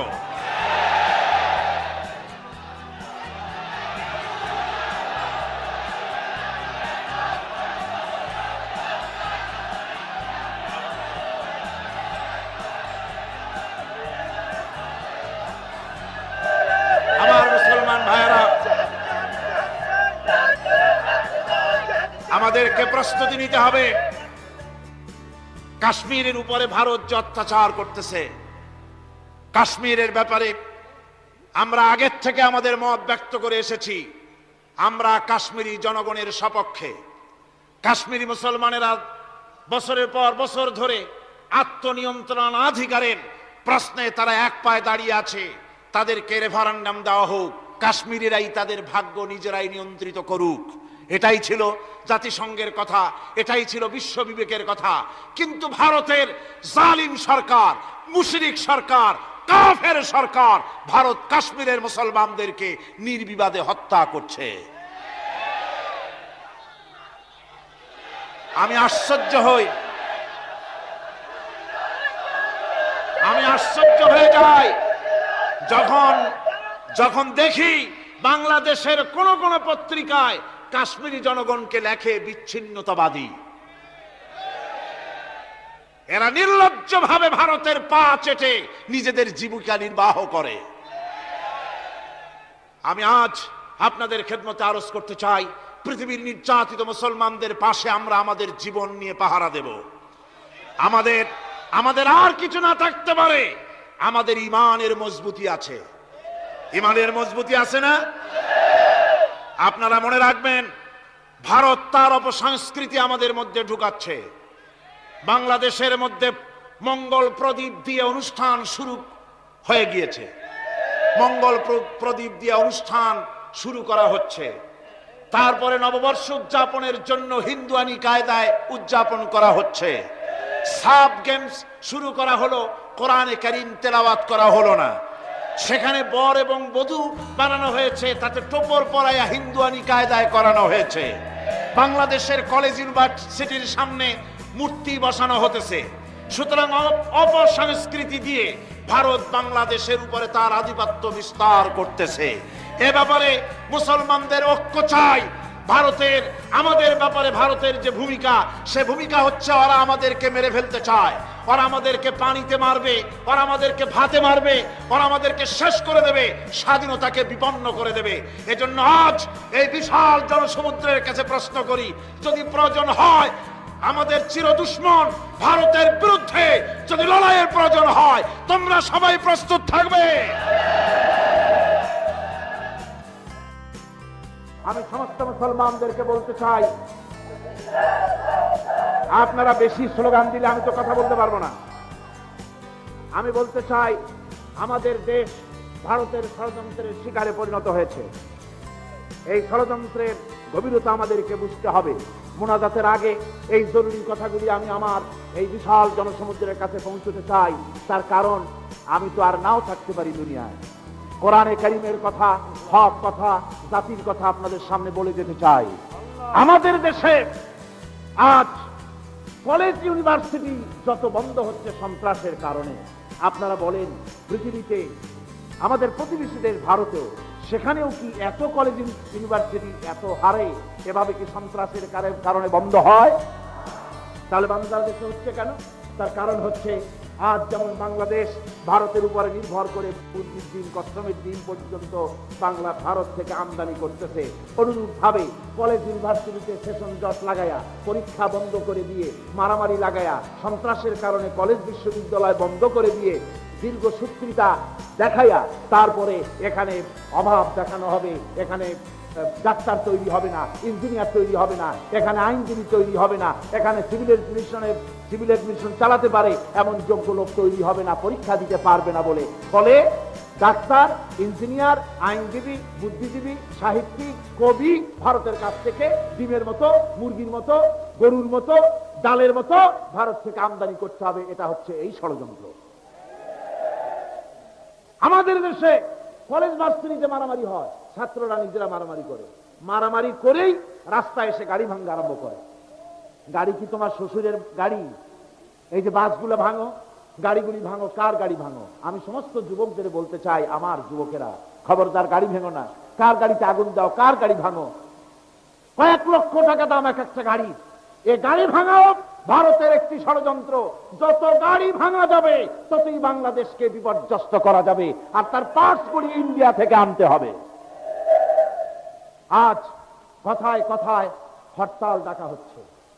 হরতাল একটি গণতান্ত্রিক অধিকার মানুষের, পৃথিবীর প্রতিটি দেশে, কিন্তু বাংলাদেশের মতো এত হরতাল পৃথিবীতে কোনো দেশে হয় না। কথায় কথায় হরতাল, নিজেরা মারামারি করে হরতাল শুরু করে দেয়। যারা হরতালের ডাক দেয় তাদের তো অসুবিধা নাই, তাদের বাড়িতে আছে ফ্রিজ, বড় বড় মাছ ইত্যাদি গোশ খরিদ করে ফ্রিজের মধ্যে রাখে, ইন্ডিয়ান ফিল্মের ভিডিও ক্যাসেট ভিডিও ক্লাব থেকে এনে রাখে। তারপরে হরতালের ডাক দিল, হরতাল হতে থাকলো, ঘরের মধ্যে বসে সমানে ডিশ এন্টিনার মাধ্যমে ছবি দেখলো, ফিল্ম দেখলো, মজা করে জনমের খাওয়া খাইলো, তার তো কোনো অসুবিধা নাই। অসুবিধা হরতাল করে হাজার হাজার দেশের লক্ষ লক্ষ রিক্সাওয়ালার পেটে লাথি মারা হয়, ঠেলাওয়ালা কুলি বুজুরের পেটে লাথি মারে হরতালের রাজনীতি যারা করে। এই হরতাল, একটা হরতালের দ্বারা বাংলাদেশে সকাল 6টা থেকে দুপুর 2টা পর্যন্ত একটা হরতালে গোটা বাংলাদেশের 400 কোটি টাকার ক্ষতি হয়। এত বড় একটা ছোট্ট দেশে হরতাল যারা ডাকে কথায় কথায়, তারা স্বাধীনতার সপক্ষ শক্তি নয়, তারা হচ্ছে ভারতের দালাল, বাংলাদেশের দুশমন। এরপরে আমি বলতে চাই, আজকের যুবশক্তি, আমাদের দেশের চরিত্রের বিরাট ধস নেমেছে। যত ওয়াজ, যত তাফসীর, যা কিছু হচ্ছে আমি দেখতে পাচ্ছি, আমরা কুলাতে পারতেছি না। চরিত্র মানুষের ধ্বংস হয়ে যাচ্ছে, ঠিক কিনা? আমার ক্ষুদ্র নজরে আমি দেখি বাংলাদেশে মানুষের চরিত্র আস্তে আস্তে শেষ হয়ে যাচ্ছে। ছাত্র, শিক্ষক, চিকিৎসক, প্রকৌশলী, বুদ্ধিজীবী, তারপরে ব্যবসায়ী, সকল শ্রেণীর মানুষের মধ্যে চরিত্রের বিরাট ধস নেমেছে। আমার ধারণা মিথ্যা না ঠিক? এই চরিত্র গঠনের জন্য আমি সকলকে আহ্বান জানাই। আজ নারীরা রাস্তায় বেরোতে পারে না, মহিলারা কলেজে যাবে, স্কুলে যাবে, যুবকরা তাদেরকে উত্তপ্ত করে, আজে বাজে কথা তাদেরকে বলে। তুমি একটা যুবতী মেয়ে লোক দেখলে আজে বাজে কথা বলো, তোমার এই চিন্তা কেন হয় না যে এটা তো আমার বোনও হতে পারতো, এটা তো আমার মাও হতে পারতো? মেয়েরা রাস্তায় স্বাধীনভাবে কেন চলতে পারবে না? কেন তুমি তাকে উত্তক্ত করো? কেন বাজে কথা তাকে শোনাও? যুবক ভাইদের বলবো, মায়ের জাতিকে, মহিলাদেরকে সম্মান করতে শিখুন। তারা মায়ের জাতি। মহিলারা কিসের জাতি?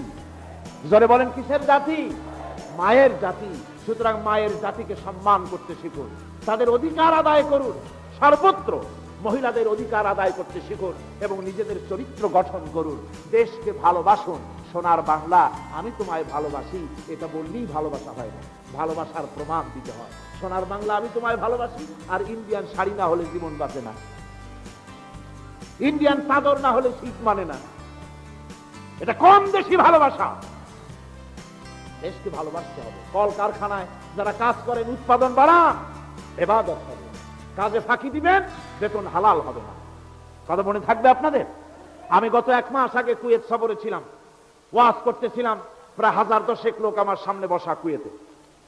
আমি বলতেছিলাম, ইরাকের জুলম থেকে আল্লাহ পাক কুয়েতকে হেফাজত করেছে এবং পৃথিবীর মধ্যে সমস্ত আরব কান্ট্রিগুলির মধ্যে কুয়েত পৃথিবীর বিভিন্ন গরিব দেশ, এতিমদেরকে, গরিবদেরকে যথেষ্ট সাহায্য করে। বড় ভালো দেশ। আপনারা সেখানে কাজ পেয়েছেন, আপনারা এই দেশের জন্য দোয়া করবেন। এ কথা বলার সাথে সাথে যারা আমার সামনে বসা ছিল, এর 90% হচ্ছে বাংলাদেশি। একজন লোক দাঁড়ায় বলল, আপনি তো কুয়েতের খুব প্রশংসা করলেন, আমাদেরকে মাত্র 24 দিনার বেতন দেয়, আমরা না খাইয়ে মরি, 2 বছরের মধ্যেও যে টাকা খরচ করে আসছি সে টাকা আদায় হবে না।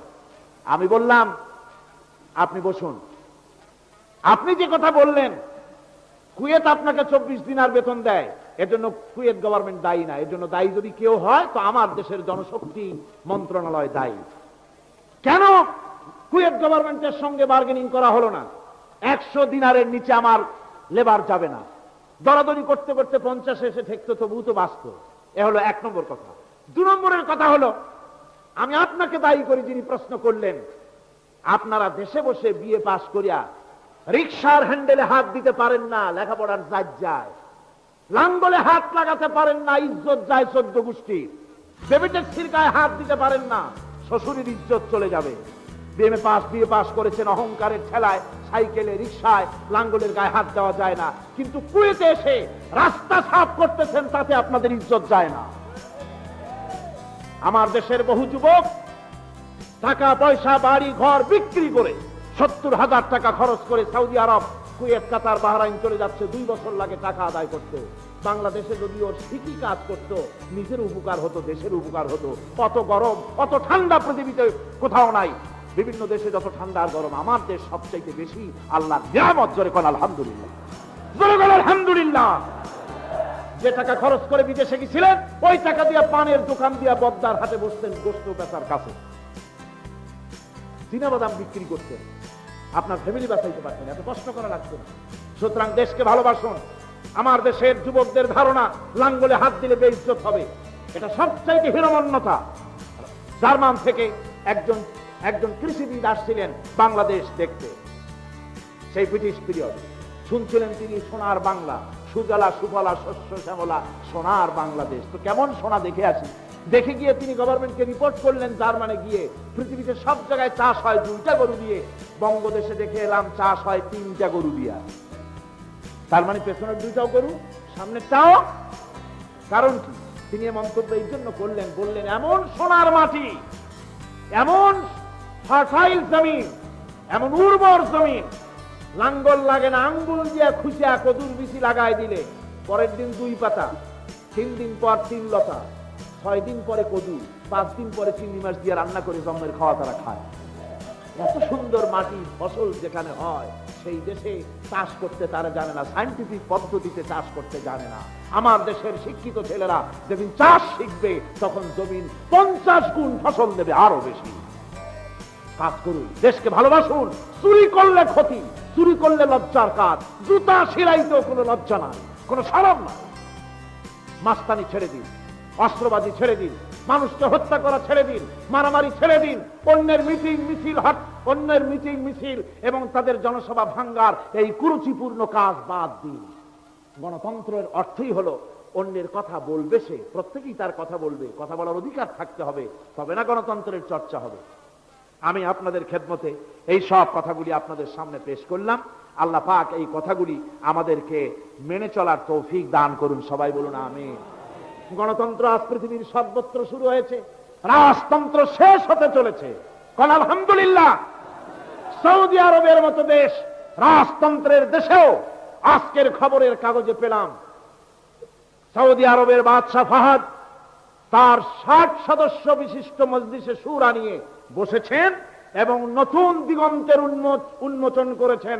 সৌদি আরবিয়াও গণতন্ত্রের বাতাস, ঠান্ডা বাতাস প্রবাহিত হওয়া শুরু হয়ে গেছে। কোন আলহামদুলিল্লাহ। এই গণতন্ত্র মিশরে আসুক, এই গণতন্ত্র আরব আমিরাতে আসুক, কাতারে আসুক, কুয়েতে আসুক, সারা পৃথিবীতে গণতন্ত্রের হাওয়া ছড়িয়ে যাক, কোরআনের রাত চালু হয়ে যাক। আল্লাহর দ্বীন প্রতিষ্ঠিত হলেই মানুষের জন্য সুখ আসবে, শান্তি আসবে, স্বস্তি আসবে, স্থিতিশীলতা আসবে, মানুষ ফিরে পাবে তার সেই হারানো সুদিন।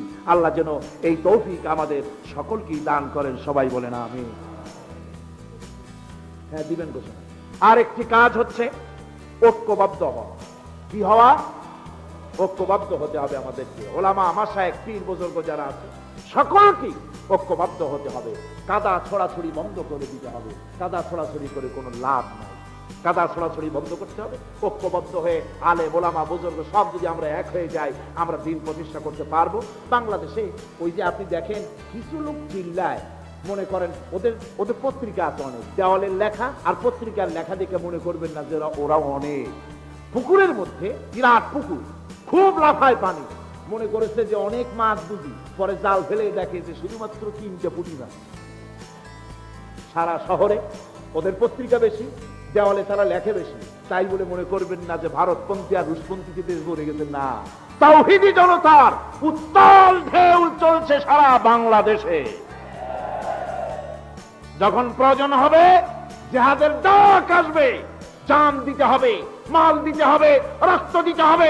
আমাদের রক্তের উপরে ইসলামের পতাকা উত্তীর্ণ হয়ে বাংলার জমিনে কোরআনের শাসন চালু হবে ইনশাআল্লাহ। আলহামদুলিল্লাহ। আল্লাহ রাব্বুল আলামিন আমাদের এসব কথা মেনে চলার তৌফিক দিন করে বলেন আমিন। আর এসব কাজ করার জন্য আমি যুবকদেরকে ডাকবো। ইসলাম প্রতিষ্ঠার জন্য যুবকরা হলো সবচেয়ে বেশি জরুরি। যুবক সবচেয়ে বেশি জরুরি কি? জোরে কোন কি?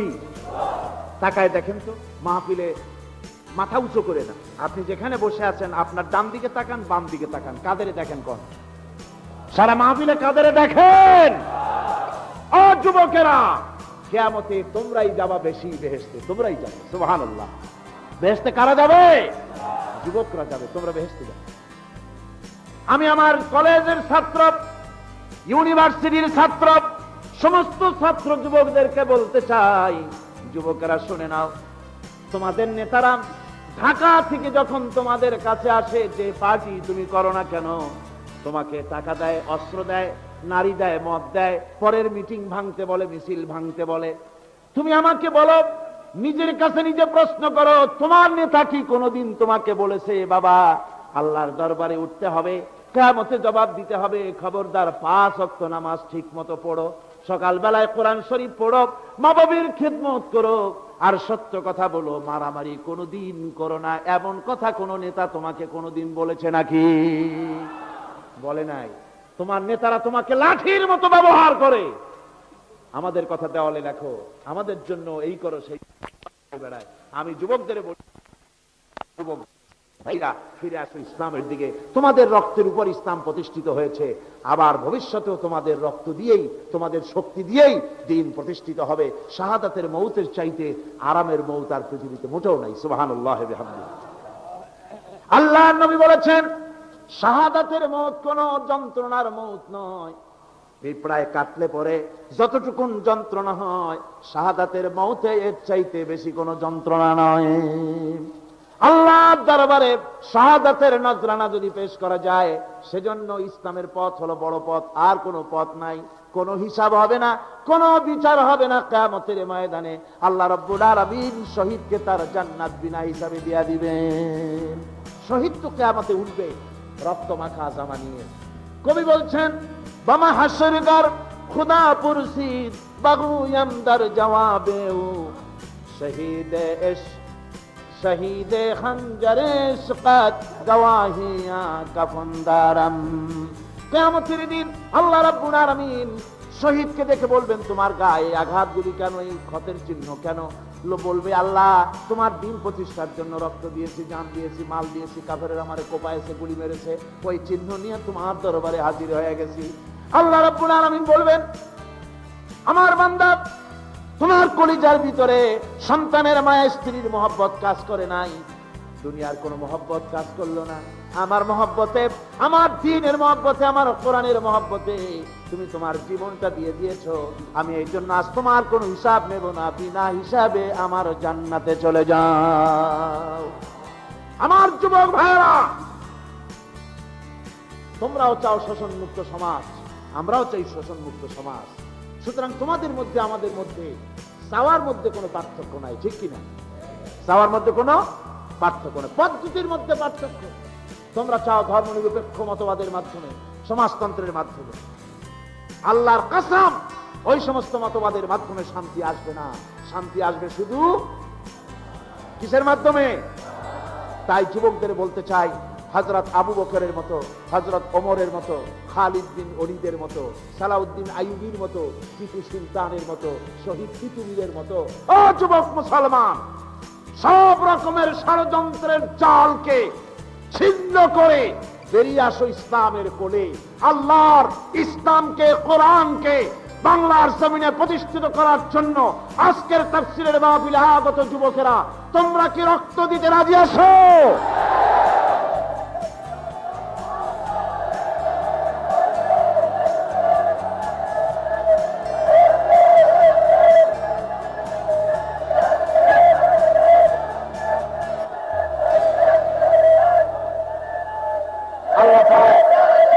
আল্লাহ পাক আজকের মাহফিল কবুল করুন, সমস্ত যুবকদের কবুল করুন, জোরে বলেন আমিন। এখন দুটি ঘোষণা হবে, দুটি ঘোষণার পরেই আমরা মোনাজাতের দিকে এগিয়ে যাব। দাঁড়ানো ভাইরা সব বসেন। 5 দিন ব্যাপী তাফসীরুল কোরআন মাহফিলের মোনাজাত বিশেষ বৈশিষ্ট্যের দাবিদার, প্রাণ খুলে আল্লাহর কাছে জীবনের সব অভিযোগ তার কাছে কাতরুক্তি করে জানাবো। আলহামদুলিল্লাহ, আজকে আপনাদের জন্য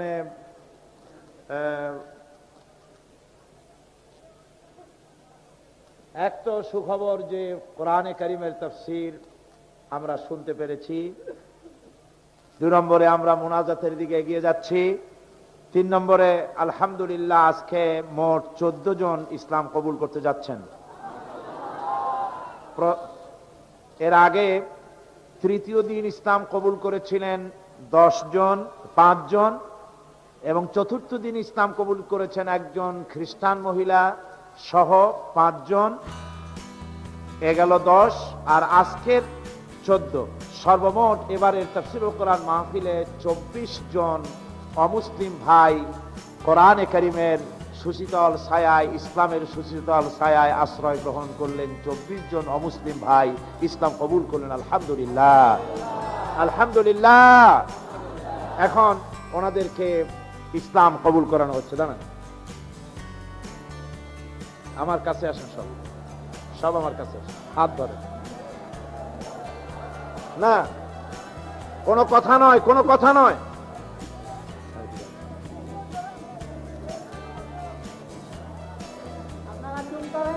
কথা বন্ধ করুন, হাত দেন, আমার হাত ধরেন সবাই, সবাই।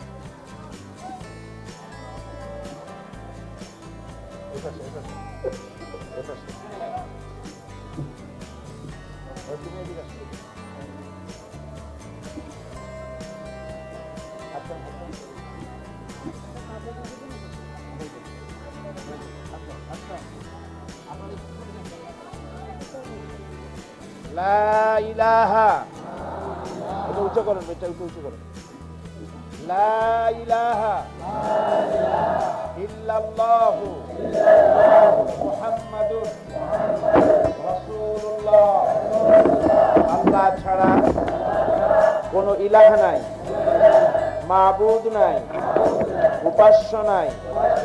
মুহাম্মদ সাল্লাল্লাহু আলাইহি ওয়াসাল্লাম আল্লাহর প্রেরিত রাসূল।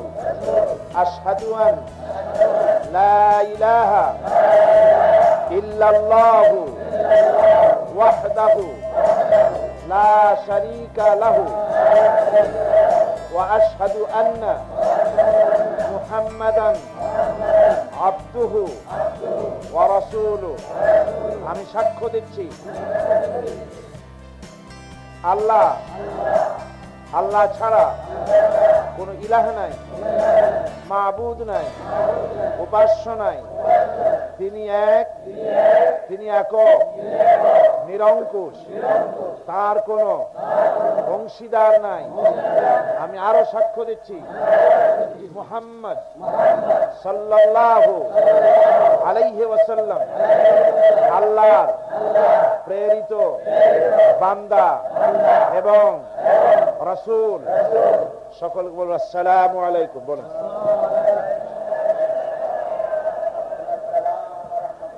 আমি এই বিশাল জনসমুদ্রের মধ্যে আজকে যারা ইসলাম কবুল করলেন তারা আমাদের মধ্যে সবচাইতে এখন বেগুনাহ, তাদের আমলনামায় কোনো গুনাহ নাই। কালেমা শরীফ পড়ার সাথে সাথে, কালেমায়ে তাওহীদ এবং শাহাদাত পড়ার সঙ্গে সঙ্গে তাদের পেছনের সমস্ত গুনাহ খাতাকে আল্লাহ রাব্বুল আলামিন মাফ করে দিয়েছেন। আমি এই বিশাল জনতার পক্ষ থেকে আমাদের এই নতুন মুসলমান যে কয়জন আমার সামনে আছেন আর মহিলারা যারা পেছনে আছেন তাদের জন্য আমাদের আন্তরিক মোবারকবাদ। সামনে যারা পুরুষ আছেন তাদেরকে আমি সকলের পক্ষ থেকে আলিঙ্গন করছি।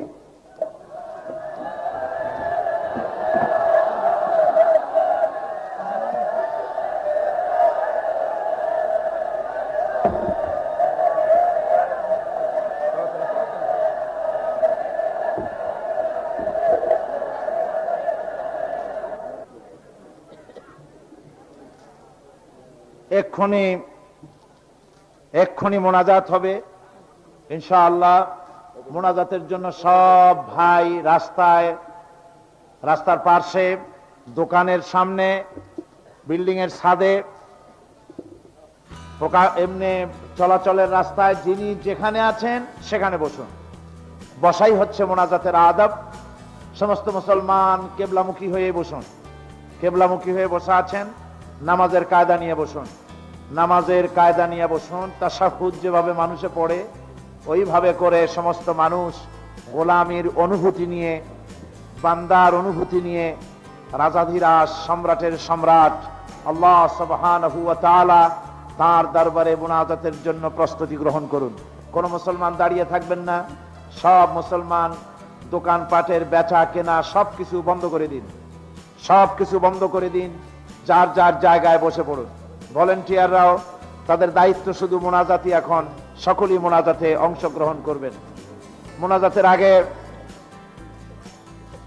মোনাজাতের পর এশার নামাজের আজান হবে বা জামাত এশার নামাজ পড়বেন। এত বড় জামাত ছেড়ে কেউ যাবেন না। আর যাওয়ার সময় সকলে যেভাবে আসছিলেন ওইভাবে করে স্লোগান দিতে দিতে, আল্লাহর নাম নিতে নিতে, জিকিরের সাথে, ফিকিরের সাথে আপনারা আল কোরআনের আলো ঘরে ঘরে জালো এই স্লোগান দিতে দিতে সব চতুর্দিকে ছড়িয়ে পড়বেন নিজ নিজ জায়গায়। আর 5 দিন ধরে যে কথাগুলি বলা হলো এই কথাগুলি হৃদয়ের কন্দরে আপনারা জমা করে রাখবেন আর জীবনের উপরে আমল করবেন। 5 দিন তাফসীরুল কোরআন মাহফিলের আমার শেষ দাবি আপনাদের কাছে, যা কিছু 5 দিন ধরে শুনলেন, যা কিছু বিগত 15 বছর ধরে শুনলেন কোরআনের কথা, কোরআনের ভিতরে জীবনের সব সমস্যার সমাধান আছে কি নাই? আপনারা বছরের ভিতরে 5 দিন করে শোনেন, সব তো এখনো আপনারা জানতে পারেননি। কোরআনের সবগুলি সূরা এখানে আলোচনা করা সম্ভব এখনো হয়নি।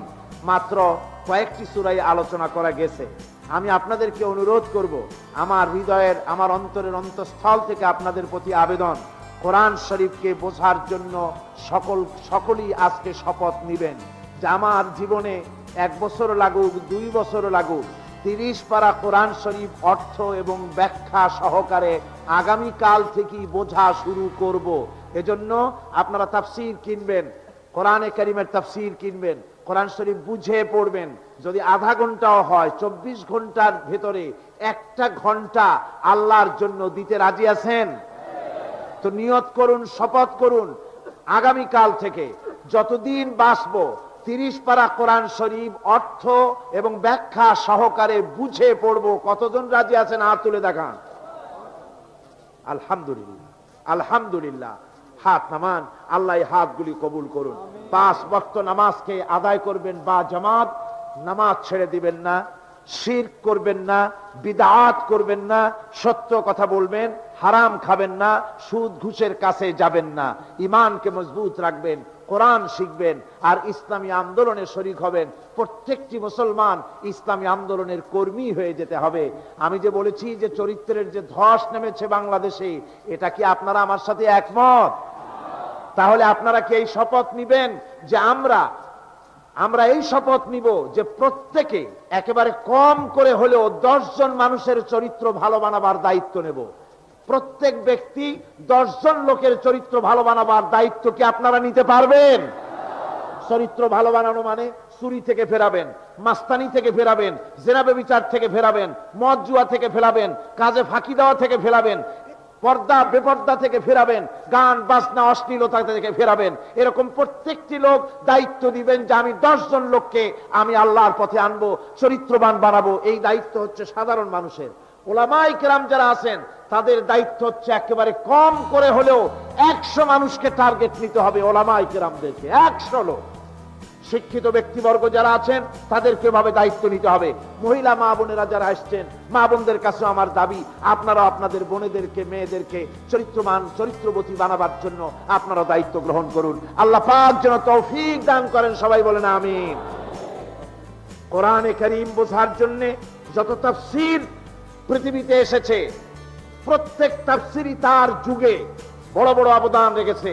কাশাফ, বাইজাবি, দুররে মনসুর, খাজেন, তাফসিরে কবির, তারপরে রুহুল বায়ান, তাফসিরে আশরাফি, এরপরে মারিফুল কোরআন, ফি জিলালিল কোরআন, সাফাওয়াতুত তাফাসির, এইভাবে করে যত তাফসির এ পর্যন্ত এসেছে, সমস্ত তাফসির তার নিজস্ব পরিমণ্ডলে উল্লেখযোগ্য ভূমিকা রেখেছে উম্মতের উপরে, কোনো সন্দেহ নাই।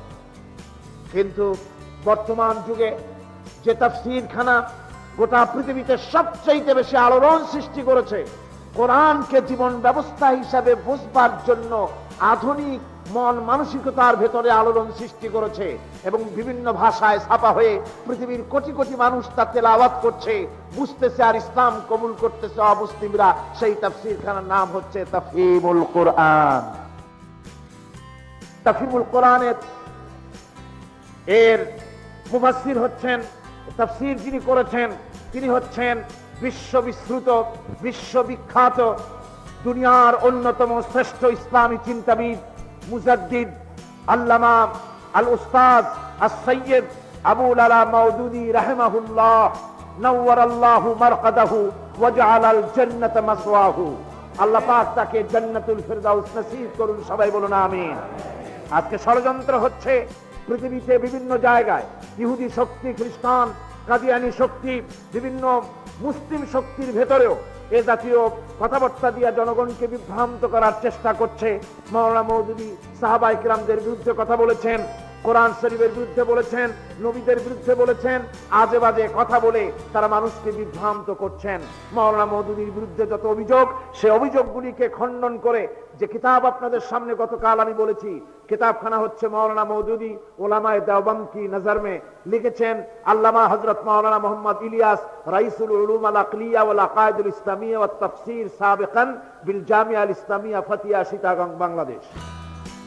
জবরদস্ত একজন আলেম, সাহিবে ইলম, আলেমে দ্বীন, সাহিবুর রায়, একজন জবরদস্ত আল্লামা, পটিয়া মাদ্রাসার প্রাক্তন ওস্তাদ। তিনি এই কিতাবখানা লিখেছেন। ওলামায়ে দেওবন্দ, বড় বড় ওলামারা মাওলানা মরহুমের ব্যাপারে কি সব কথা লিখেছেন, তার সপক্ষে আপনারা কিতাবখানা ওলামারা খরিদ করে নিয়ে যাবেন, বাংলা ভাষায় এটা প্রকাশ করা হবে ইনশাআল্লাহ। যার লেখা বই 48টি ভাষায় ছাপা হয়ে গোটা পৃথিবীতে ছড়িয়ে পড়ছে, আর অসংখ্য অমুসলিমরা ইসলাম কবুল করতেছেন, সবাই বলুন আলহামদুলিল্লাহ।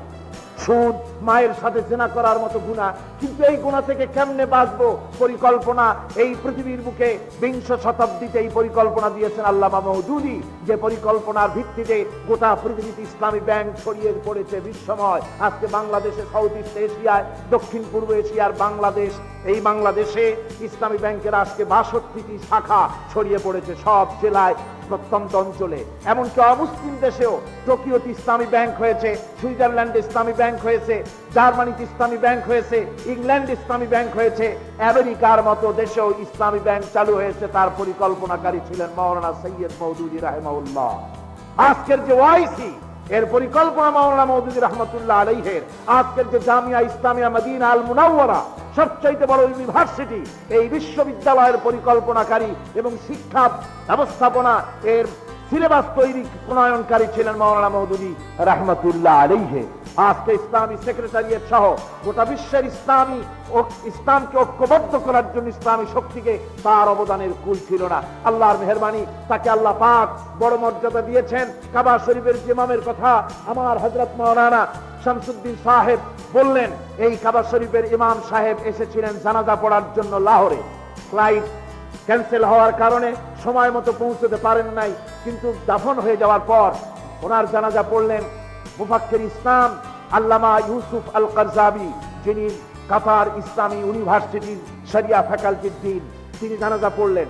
কাবা শরীফের ইমাম শাইখুল হারামাইনুশ শরীফাইন মাওলানা মওদুদীর কবরের কাছে এসে দাঁড়িয়ে বললেন, মাওলানা মওদুদী নামক এক ব্যক্তিকে আজকে মাদফুন করা এখানে হয় নাই, আজ যেন উম্মতের দ্বীপ্রহরের সূর্যটাকে কবরের মধ্যে রাখা হয়েছে। আমি লন্ডন থেকে যখন লন্ডনে ছিলাম, পাকিস্তান জামাত ইসলামীর নায়েবে আমির খুররাম মুরাদ সাহেব আমাকে টেলিফোন করে বললেন মাওলানা ইন্তেকাল করেছেন বাফেলো হসপিটালে। পরের দিন আমার ফ্লাইট ছিল জেদ্দায়। এয়ারপোর্টে এসে দেখি টুপিতে ভরা। হিথ্রো এয়ারপোর্ট এত টুপি। শুনলাম মাওলানার লাশ আসতেছে এখানে তার জানাজা হবে। আমি টিকিটের দিকে দেখলাম আমার মাত্র 1 ঘন্টা সময়, জানাজায় শরীক হতে পারবো না। বদকিসমত মনে করে প্লেনে উঠলাম এবং মক্কা শরীফে চলে গেলাম। সেদিন ছিল শুক্রবার। জুমার নামাজ পড়া হয়ে যাওয়ার সাথে সাথে ইমাম সাহেব ঘোষণা করলেন, আসসালাতু আলা রাসূল আসসামাহাতু শেখ আল উস্তাজ আস-সাইয়্যিদ আবুল আলা মওদুদী রাহিমাহুল্লাহ। এখন গায়েবানা জানাজা হবে মাওলানা মওদুদী রাহমাতুল্লাহ আলাইহি কাবা শরীফে। আমি নিজে জানাজায় শরীক হয়েছি। নাজ্জাশী বাদশার গায়েবানা জানাজার পরে হারামের শরীফের ভিতরে, আল্লাহর এই হারাম মসজিদে হারামের ভিতরে গায়েবানা জানাজা কারো হয় নাই। আল্লাহ রাব্বুল আলামিন মাওলানার কিসমতে তা রেখেছিলেন। আমার বন্ধুগণ, এত বড় মুফাক্কির ইসলামের বিরুদ্ধে যারা কথা বলতে চেষ্টা করেন, আল্লাহ পাক তাদেরকে হেদায়েত নসিব করুন। সবাই বলুন আমিন। সবাই জোরে সোরে বলুন আমিন। আল্লাহ পাক আমাদের সকলকে হক বোঝার তৌফিক দান করুন, হকের পথে চলার তৌফিক দান করুন। আসুন এক্ষুনি মোনাজাত, আর মোটেই দেরি নাই। দাঁড়ানো এখনো যাদের 2-1 জন আমি দাঁড়ানো দেখছি, এক মুহূর্তে বসে পড়ুন। সবাই পড়েন আউযু বিল্লাহি মিনাশ শাইতানির রাজীম, বিসমিল্লাহির রহমানির রহিম, আস্তাগফিরুল্লাহ আস্তাগফিরুল্লাহ আস্তাগফিরুল্লাহ রাব্বি মিন কুল্লি যামবিন ওয়া আতুবু ইলাইহি লা হাওলা ওয়ালা কুওয়াতা ইল্লা বিল্লাহিল আলিয়্যিল আযীম। আয় আল্লাহ তাআলা, আমি তওবা করছি, জীবনে আর কখনো শরীয়তের ওজর ছাড়া ফরজ নামাজ, ফরজ রোজা ছেড়ে দেব না। ইয়া আল্লাহ, এই মুহূর্ত থেকে শরাব, জুয়া, জেনা, সুদ, ঘুষ, মিথ্যা, বেপরদিগি, সব রকমের কাবায়ের থেকে, শিরক থেকে, বিদআত থেকে তোমার কাছে পানাহ চাই। তওবা করছি। তওবা ইয়া রব্বি, তওবা ইয়া রব্বি, তওবা ইয়া আল্লাহ, তওবা ইয়া আল্লাহ, তওবা ইয়া আল্লাহ। লা ইলাহা ইল্লাল্লাহু মুহাম্মাদুর রাসূলুল্লাহ আশহাদু আল্লা ইলাহা ইল্লাল্লাহু ওয়াহদাহু লা শারীকা লাহু ওয়া আশহাদু আন্না মুহাম্মাদান আবদুহু ওয়া রাসূলুহু। সমস্ত মানুষ মনকে নরম করে, বিশাল আকাশের মালিক, আমাদের হায়াতের মালিক, আমাদের মওতের মালিক, আমাদের সুখ দুঃখের মালিক, আমাদের মনিব, আমাদের রব, সর্বস্রষ্টা, সর্বশ্রেষ্ঠ মালিক মহান আল্লাহ রাব্বুল আলামিনের সামনে মাথা নিচু করে একান্ত গোলামের মতো, ভিক্ষুকের মতো, কাঙ্গালের মতো জীবনের সব দুঃখ দুর্দশা আল্লাহর কাছে বলবো। আমরা আমাদের গুনার কথা বলবো, আল্লাহর কাছে মাফ চাইবো। আল্লাহুম্মা আমিন। ربنا ظلمنا أنفسنا وإن لم تغفر لنا وترحمنا لنكونن من الخاسرين ربنا ظلمنا أنفسنا وإن لم تغفر لنا وترحمنا لنكونن من الخاسرين ربنا لا تزغ قلوبنا بعد إذ هديتنا وهب لنا من لدنك رحمة إنك أنت الوهاب رب العالمين। লক্ষ লক্ষ মুসলমান নরনারী 5 দিন ব্যাপী কোরআনে কারীমের তাফসীরের মাহফিল শেষ করে আজকে আকাশের নিচে বসে কাঙ্গালের মতো, ভিক্ষুকের মতো গুনার বোঝা মাথায় নিয়া তোমার দরবারে ছোট ছোট 2খানা হাত তুলে ধরেছি।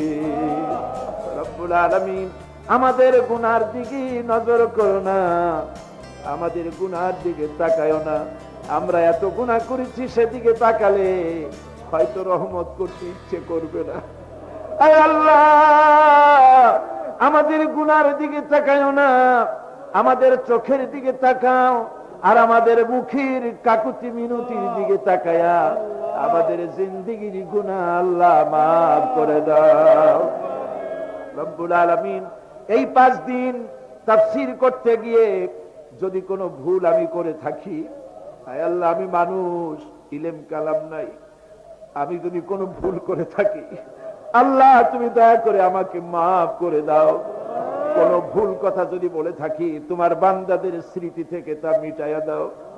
আয় আল্লাহ, হক কথা যা বলেছি, কোরআনের কথা, হাদিসের কথা, তিলাওয়াত যা হয়েছে, জিকির আজগার হয়েছে, আল্লাহ এতে তুমি খুশি হয়ে যে সওয়াবটুকুন দিবে, আল্লাহ দয়া করে সওয়াবটুকুন সরওয়ারে কায়নাত, আশরাফুল আম্বিয়া, সাইয়্যিদুল মুরসালিন, রাহমাতুল লিল আলামিন জনাবে মুহাম্মদুর রাসূলুল্লাহ সাল্লাল্লাহু আলাইহি ওয়াসাল্লামের রূহ মুবারকে পৌঁছায়া দাও।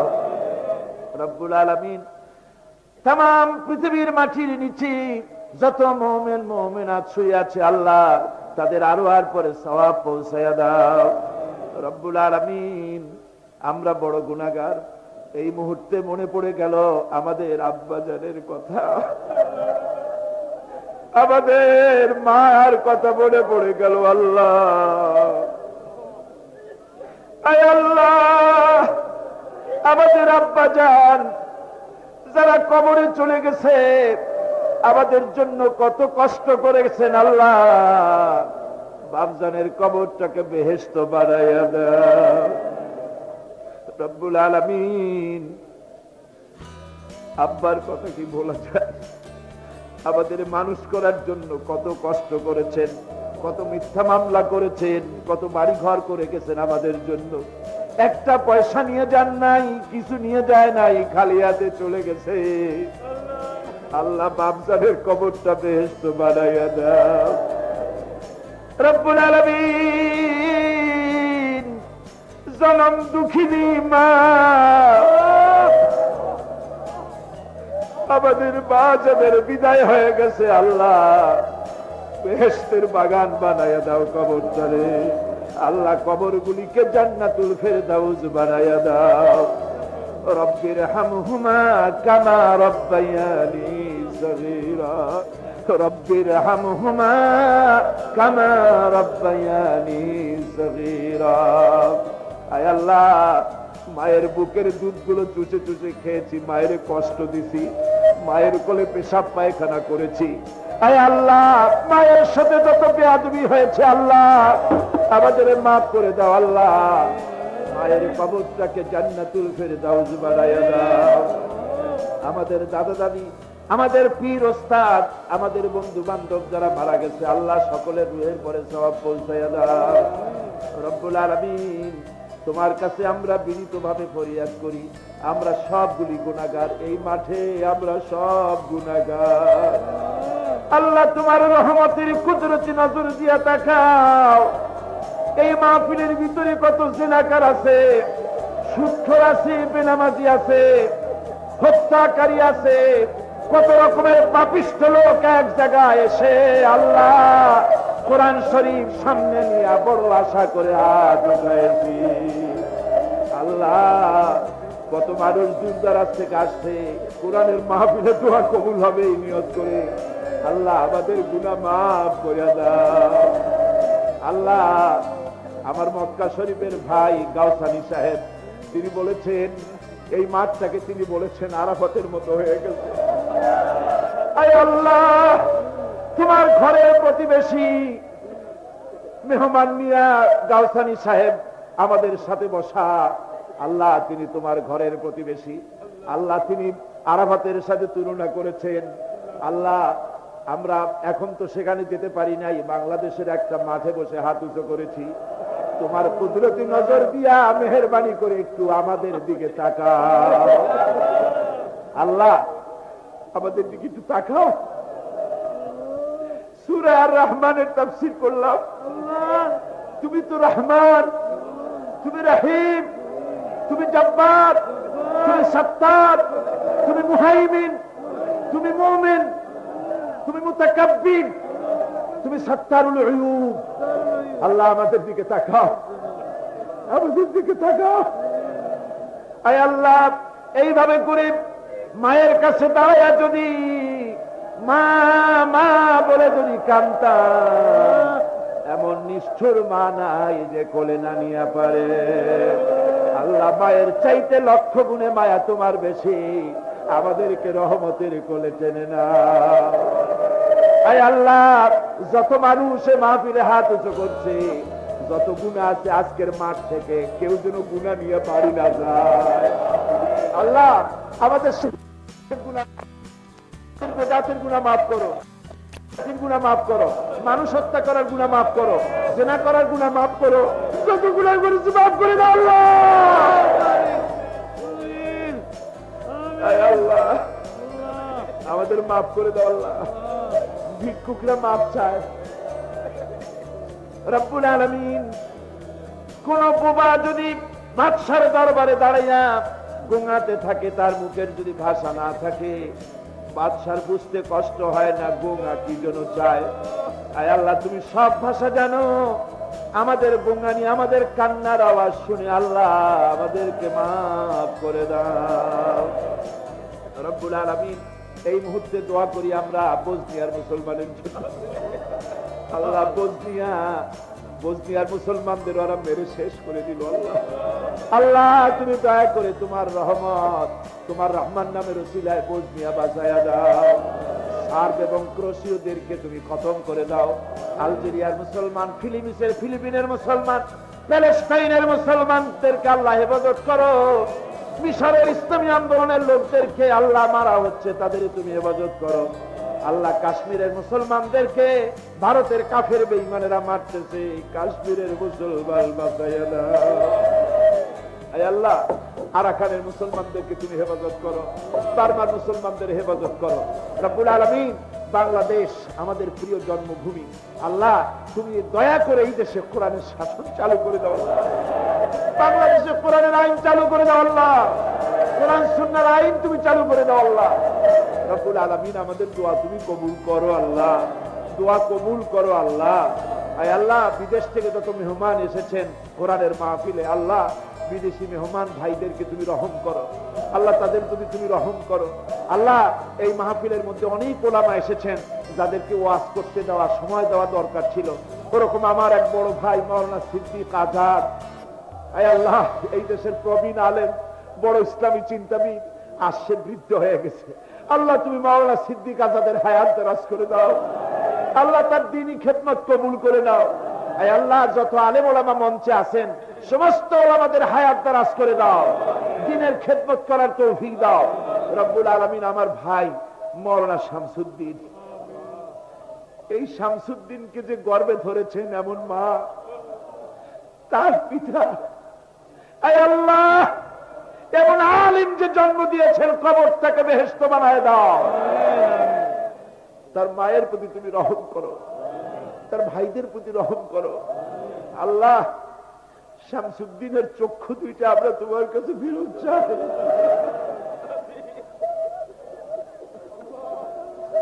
আয় আল্লাহ,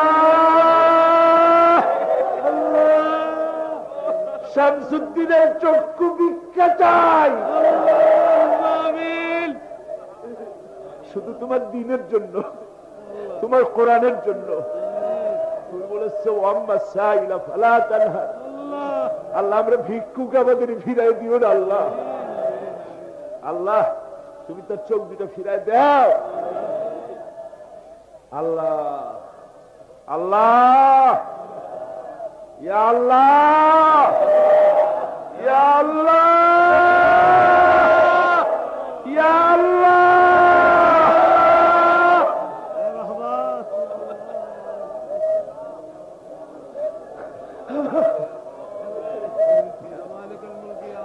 ইয়া আল্লাহ,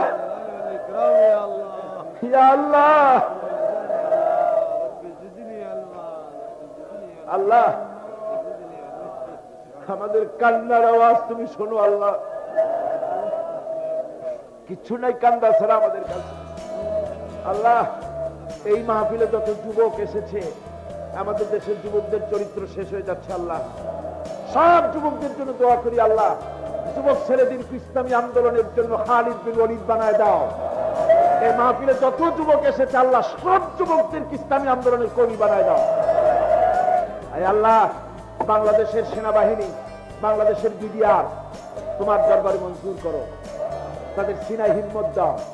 বাংলাদেশের পুলিশ বাহিনী ইমাম দিয়া কলজেদারে ভরিয়ে দাও। বাংলাদেশের সেনাবাহিনী, air force, land force, BDR, police, এদের কলিজায় এত বড় ইমান দাও যে ইমানের জোরে বাংলাদেশের প্রতি ইঞ্চি জমি রক্ত দিয়ে হেফাজত করতে পারে। ঘুষ থেকে তাদের বাঁচার তৌফিক দাও।